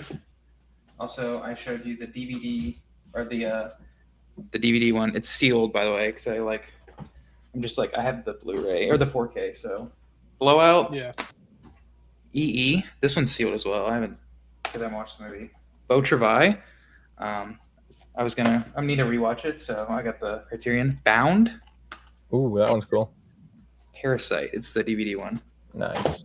Yeah, those are all my Criterion that I own. Let's go. Yeah, gonna have a fun time after recording this, putting it all up. Mm-hmm. Cool. Moving on. Another one from Ace here. So this is a keep 3, cut 3. So there's a keep 3, cut 3 directors, and you can never see any of their movies again. Like any of their pre-existing movies as well, obviously. Yeah, like you can't rewatch any of the like their entire filmography is void. You can't touch Yeah. any Do I of the get movies to? they made, Do I get and the you can't. experience to if I've already seen their movies? Like, do I have those experiences still, or am I like removing I think them? the fact that it says never see any of their movies again means that you've seen them already and can't rewatch them. Sure. So these are the people. We're starting off with Scorsese, Cameron, Ridley Scott, PTA, Francis Ford Coppola, and Kubrick. Okay. Okay. I have my answer. You go ahead, because I still. Yeah. I want to hear Drew's answer, though. I want to hear Drew's. Okay. We'll sit in silence while Drew thinks. Can you say it again? Okay. Scorsese, Okay, Scorsese. Cameron, Okay. Ridley Scott, Okay, I think I'm cutting Ridley. okay, PTA, Keep PTA. Francis Ford Coppola, Keep Coppola. and Kubrick. Stanley Kubrick. So you've only cut Ridley Scott. You've only cut one. You need to cut 2 more. Beyond, like you're cutting Scorsese, bro. We know. I'm cutting Scorsese, and I'm Yeah. cutting James Cameron. Ooh, that's Okay. tough. Okay, this is interesting because I'll say mine. I have the complete opposite. I'm keeping Cameron. I'm keeping Scorsese. I'm keeping Ridley Scott, and I'm cutting Coppola, PTA, Kubrick. Okay. Because Cameron, I can't get rid of Cameron. I love all those movies, and then like 2 of my favorite movies are Scorsese and Ridley Scott. My thing with Cameron is my favorite stuff of his is the Avatar. But I love The Abyss and Terminator as well. But like that Avatar experience in the theater is completely different, and it's like if I have those experiences still, I don't need to rewatch it. It's like it's such a unique thing, and it's like even though it would hurt to cut that, I almost thought about cutting Coppola though. I don't know. Yeah, see, I would have to cut I haven't Coppola. seen any Scorsese movies, so it's like hard for me to say that. Mm-hmm. See, I'm for sure me, I'd watch all of them. I would keep Scorsese. Yeah, that's valid. I'd have to cut Coppola for sure. I mean, The Godfather's an all-timer. It's like in my top 15 of all time, but just filmography as a whole, I gotta cut him along with PTA. Like I love his movies, but like it's like you could almost say like I got introduced to PTA this past year. Like I'd only seen like 3 or 4, and then I watched the rest of his filmography in preparation for One Battle. And it's like I don't have that connection with it, I would say, as other people do with this filmography. So I could cut PTA. And then as much as I like the guy, I'm gonna have to cut Ridley Scott. Yeah. I'm gonna keep Kubrick, Cameron, and Scorsese. Ridley Scott has I love the Alien movies, and I like Kingdom Heaven and Thelma and Louise a lot, and Blade Runner. I don't really care about the other stuff. You know what I mean? Yeah, I love Alien. I love Gladiator, but beyond that, he still has he has some good ones. he has a lot of highs and lows. Yeah, I think I don't know. For me, PTA is like the clear keep. I think he just might be my favorite of the list, which is kind of Yeah. Like insane. so what would change in the situation if it's like you lose memories of watching all the films and you don't get those anymore? What would that change your answer? Yeah, obviously. Because like the reason I'm hanging on to Cameron is because The Terminator is my favorite movie. Yeah. And like all his other ones are like up there with my favorites, you know? Yeah, like for example, for Drew, would it change now knowing that you haven't experienced the Avatar movies or the Terminators? Well, it's like Would it's that sway you to yeah, keep him? it's tough. It's tough, but it's like it's hard to cut Francis Ford Coppola out because that would be the guy I would cut. Because Eyes Wide Shut is my favorite movie of all time, and PTA is my favorite director in that list. So you know, and I also think 2001 is like a top 20 movie ever for me. So Mm-hmm. it's tough between Cameron and Coppola. It's just like I don't in my mind I'm like I don't know how I can cut The Godfather and Apocalypse Now. And those aren't even like my Yeah, favorite Coppola movies, you know? Like Okay. some of his other weirder ones, you know. But it's also like Cameron, it's such a unique experience to him alone. It's tough. I don't know. yeah, no, that's valid. So yeah, and piggybacking off that, we got another one from Ace here. Shout out Ace, man, for giving all these questions. But Shout out say you're Ace. given a private IMAX screening for any movie you want, what do you pick? Private I IMAX was screening. I was thinking I haven't seen this movie and seeing it in IMAX is just the best way. I was thinking Lawrence of Arabia Ooh, Mm, that's a really good okay. shout. because that is just like the biggest epic, you know. Yeah. So seeing that, like maybe that, and then I was thinking along the lines. Obviously, we're thinking like epics here, so I was Yeah. thinking like Ben Hur, Oh, um, that's a Okay. good Yeah. shout. or I haven't like seen that in a even while. like The Abyss or the first Avatar movie. But I've seen like Sure. other Avatar movies in IMAX, so Yeah. Mhm. and then also just like Transformers: Dark of the Moon on the biggest screen in the world would be the best thing Yeah. ever. Yeah. I I will say I don't really talk about this movie as one of my favorites, but I love it. I haven't seen it in a really, really long time. And that's purely due to the fact I don't want to give it a disservice to watch it on a laptop or TV screen. Like I'm just waiting for it to come back on the big screen, and that's 2001: A Space Odyssey. Yeah. I think that's kind of like, the basic answer, but it's like, it's basic for a reason, you know? Yeah. Yeah, like I think like I have like it's been like 5 or 6 years now since I've seen that for the first time, and I just haven't rewatched it since because it just like doesn't feel right. Yeah. Hmm. I think some like Blowout is like maybe the first one I thought of, just seeing, Brian De Palma on the biggest Yeah, screen possible. seeing that split That's diopter with insane. the owl.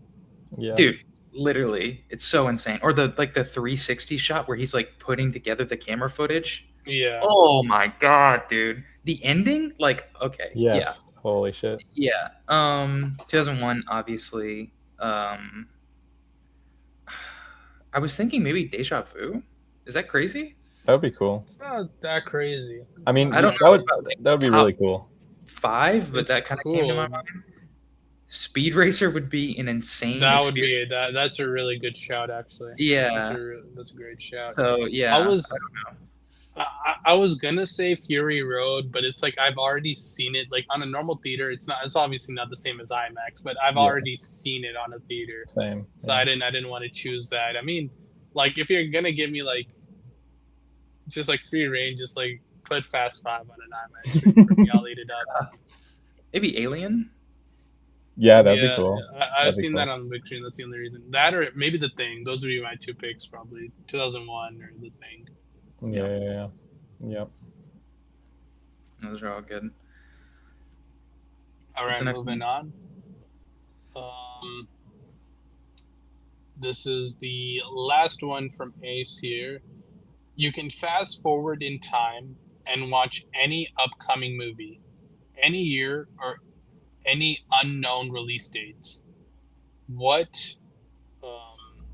what are you picking? And you can't say the Odyssey. There's an objective answer. Is there? Uh-huh. Maybe for Go you. I don't can't think so. think of I don't anything think right so. now. Way of the Wind. Oh, obviously. I'm not Yeah, a fast one. obviously. Oh my God. Yeah, Yeah. it's Way of the Wind. It's Way of the Wind, 100%. There's like no other answer to me. There's no other answer. It's Way of the Wind. I mean, Yeah. my personal pick, I mean, this is like, there's like two options. There's like the one, I was my going to pick say that's Solar Part 2. that was my pick. That was No. my pick, Solar Part Yeah. 2. I That's need that. awesome. I need that so bad. And then my other one, it's kind of like, I don't know when this movie's going to come out, but really hope it's sometime. Like, it's going to be Denis Villeneuve's Rendezvous with Rama. Ooh, okay.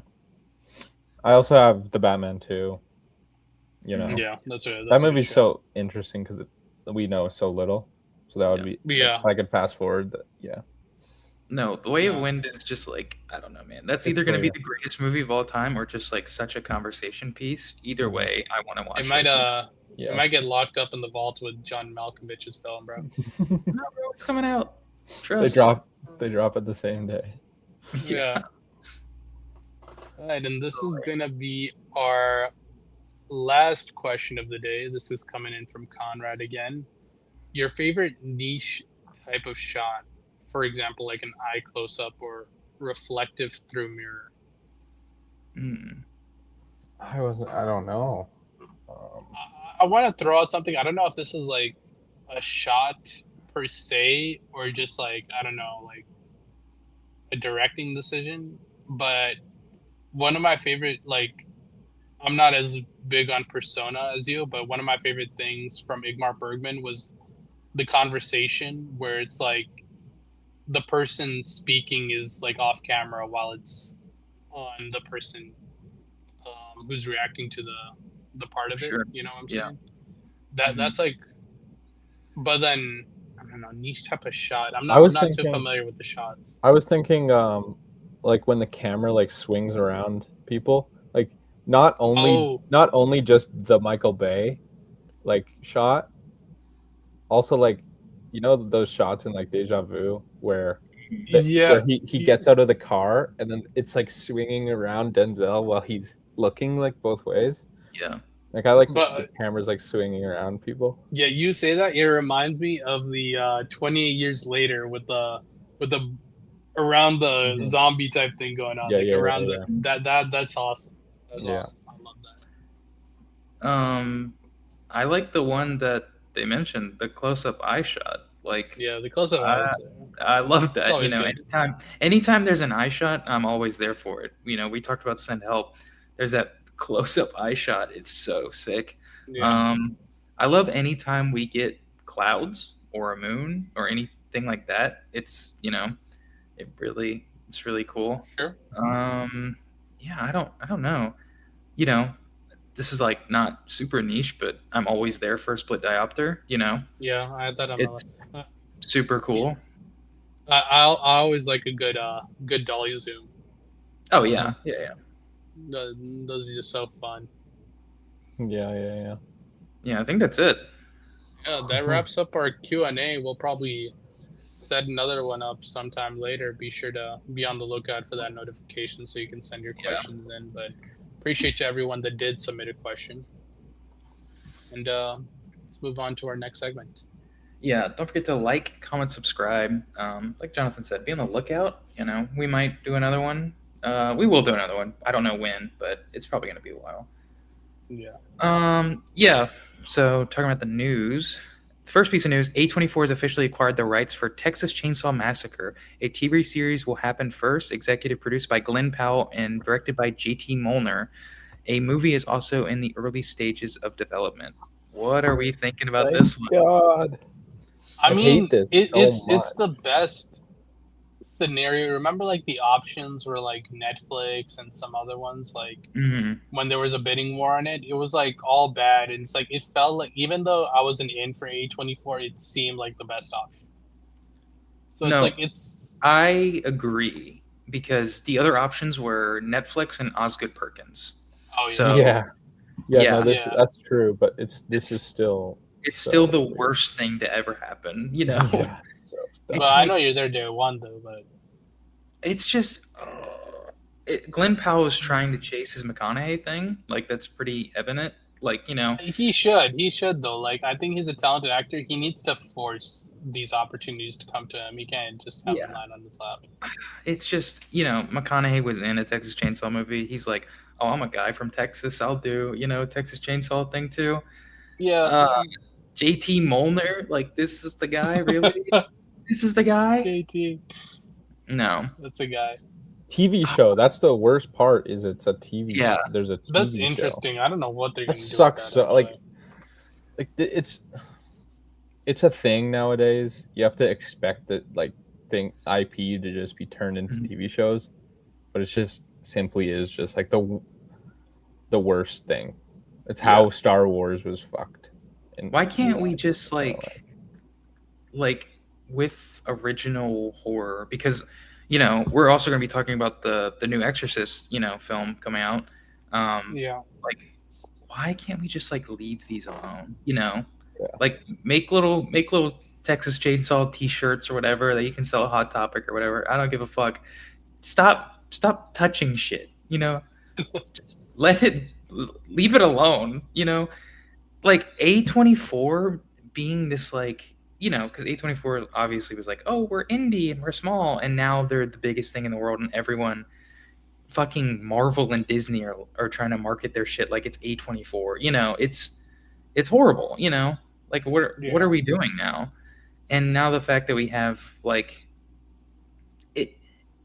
it solidifies also that it's just like Texas Chainsaw, a hugely massive movie, you know, which was a pretty low budget movie at the time. You know, it just became a success. I get A24 is like, oh, we're gonna bring it back to the low budget indie filmmaking, whatever, but it's not. You know, this just shows. It also shows that A24 is becoming bigger than ever. That they're acquiring rights to legendary films. You know, Yeah. it's so annoying. It's a nightmare. Yeah. They might record. They might tape it on a video recorder like Danny Boyle, and 20 days later. Yeah. That'd be cool. Yeah. I don't know, man. No, It's no. just- It's gonna be Giovanni Ribisi again. Shooting. Oh yeah. He's gonna build his own camera, and then Mhm. he's gonna love it so much that he has to tell you at the beginning of the movie that he shot on film. What do you think Glenn Powell's gonna be doing with that movie? Like, I think he's just. Don't even You think know. he's acting, or I think what I saw is No. that he wants to be a producer. Yeah. Yeah, it says executive produced by Glenn Powell. So Yeah, he's not gonna be in it. I think he's just throwing money at it, you know. Might be, yeah. I don't know. Either way, it's fucking lame, dude. Moving on. I just mentioned The Exorcist. Chiwetel Ejiofor has been cast in Mike Flanagan's Exorcist alongside Scarlett Johansson, Diane Lane, and Jacoby Jupe. Also, another thing is Lawrence Fishburne has been cast in Mike Flanagan's Exorcist movie. What do you think about these two casting decisions? Cool. Can't say anything about his actors. Both are great. It What do we- doesn't necessarily bring on my hype for the movie whatsoever. Yeah. It's just like I'm more intrigued, but it's like I think it's still not going to be all that. Like, I mean, I have faith in Mike Flanagan to give me something serviceable, but it's just like it's not going to touch the OG. No. Yeah. It's also like, I don't know, man. Mike Flanagan, you know. No. Really? Let's not start hating on. No. I'm not even. Weird. I'm not even hating on Flanagan. I was gonna say, is this the best thing he can do? Like, why can't we get something like original out of the fucking guy? You know, he doesn't know how to. Clayface, bro. He's not a Spielberg. He's a Stephen King merchant. No, he's you know. not. No, he's yes, not. he is. Gerald's Game into Life of What do you mean, Jonathan? Did you say he's not? He's the most obvious. He's done a couple. Isn't he doing he's doing Carrie? He's doing the Carrie TV show. Yeah. I don't think he's directing that. His still name involved. is attached. Yeah, because like he's just a goat of like No, It Drew, had I to. no. don't. Drew, I don't know if you have it in the news, but wasn't there like 2 other Mike Flanagan projects just announced, and Yeah, they're both Stephen King. yeah. I was about to say Mike Flanagan is set to write and direct a new film adaptation of Stephen King's The Mist. The story follows a Dope. group of townsfolk locked in a grocery store after the thick, mysterious fog emerges that hides deadly creatures. Yeah, it's another Stephen King. I don't Yeah, know. I I mean, don't know if there's Stephen another, King but and Mike Flanagan must be best buds or something, bro. They no, probably are. it's just like they were like, oh, we saw you do Gerald's Game, and then Life of Chuck was a hit, so we're just gonna continue And he letting and you do. his Doctor TV Sleep. shows too. Oh, yeah, Doctor Sleep. Oh my God, I forgot. Yeah. Right. And the TV shows, are they not Stephen King? I No, don't they're not. think. They're not. They're Maybe not. I not. think I don't those think so. are original, or are they based on a book? They They're might be based on books. They're based on books. Yeah. And But, his like, his best movie isn't even a adaptation. I don't think. I don't think Oculus is an Hush? adaptation of Oh, I don't anything. think. I prefer Hush. I prefer Hush, but Oculus is good too. Yeah, I like Hush and Oculus. I think They're I've not only seen Stephen King. Hush and Gerald's Game, and Gerald's Game is not that good. So I haven't seen Gerald's Game. Gerald's Game That is not doesn't good. seem like whatever. yeah, I don't know, man. He's an interesting guy. It's like, what are we doing, bro? He's just nice at adapting, bro. no, No, he's he's not. like He's like IP mining. That's what he's doing. yeah. It's not mining if they're like giving it to him. He's just like. No. I don't It think would he's be like different. going No, out no, of no, his no. way to Here's like the get thing. these things. It would be different if it was one project. This man's whole career is based off IP mining. And Stephen King for the most part. Yeah, it's like, can we just? It's Can kind you of like? gross. It is gross. Can we get like? It doesn't have to be his original story or whatever. Can we get him to adapt something that's like we haven't seen before? There's so Yeah, many. He's doing books out there, Clayface. you know? He's doing Clayface, bro. That's disgusting. That's gross. That Okay, he's you gotta fucking just shut up. stooping to Bro. that Like, level. what are you bro. talking about? This guy says one thing, and I see Clayface, and he's like, it's the same thing. Just No, go home, bro. it's IP mining. It's doing the franchise. You just said it'd be fine if he like went a different direction other than Stephen King, and he went a different direction. I said you would. It would be different. It would. I would rather him do a different direction than the Stephen King or franchise thing. I need him to do a separate thing. Go back to Hush. Clayface is not Do going to be something a like that. franchise, bro. Do It's some not going to be. Oculus It's a shit. one-off thing, It's bro. part of the DC cinematic universe or whatever. Yeah, but it's his own thing. It's not going to be like based off of like Superman. It's like you're not going to get Superman lore into Clayface. Yeah, We we're gotta gonna have stop this Clayface DC lore. gimmick, bro. We gotta stop Yeah. this DC gimmick. I don't know. But I don't know. We're gonna agree to disagree. Mike Flanagan's nice with it. All right. Speaking of Superman, DC, and Supergirl, Millie Alcock and Norman Reedus has been cast alongside Charlie XCX and Takashi Miike's new horror film. The film follows 3 friends who meet up in Kyoto only to see their holiday turn into a nightmare when one friend becomes possessed by a tortured spirit. It kind of sounds fucking cool. Yeah. Norman Reedus? Norman Reedus. bro. He Crazy. deserves a second chance on the big screen, bro. Like Ballerina did him so dirty. It I just need to see him on the screen for more than like 30 seconds, Yeah, please. He's so funny in Ballerina too. He's just like in a hospital bed. he's Yeah. so funny. And then Norman Reedus and Millie Alcock, you said, and who else? Charlie XCX. Why is Charlie XCX and everything now? All right, bro. We gotta. She's not. She has like He 7 is, though. movies, but you know. I've also never seen a Takashi Miike movie. I've not seen a Takashi Miike movie. What, I know what Charlie movies has is he a done? huge fan. He did Audition. Okay. Mhm. Charlie XCX is a massive fan of Takashi Miike, and like she stated that like this has been an ongoing thing, like with her, is like trying to get this movie made for a while. Yeah, You know, so it's really cool to finally see it come to light. You know, and I think she has like involvement in it, so that's interesting. Like as a producer, I don't think she like yeah. but yeah, Interesting. I think it's cool. You know, I'm interested to see Millie Alcock. I've only seen her in Superman. I think maybe she snuck her way into something else, but I don't Hustler know. Dragon. Oh yeah, I haven't seen that, so He's great. I don't know. Interested to see. I think she's cool in Superman. You know, she's fine.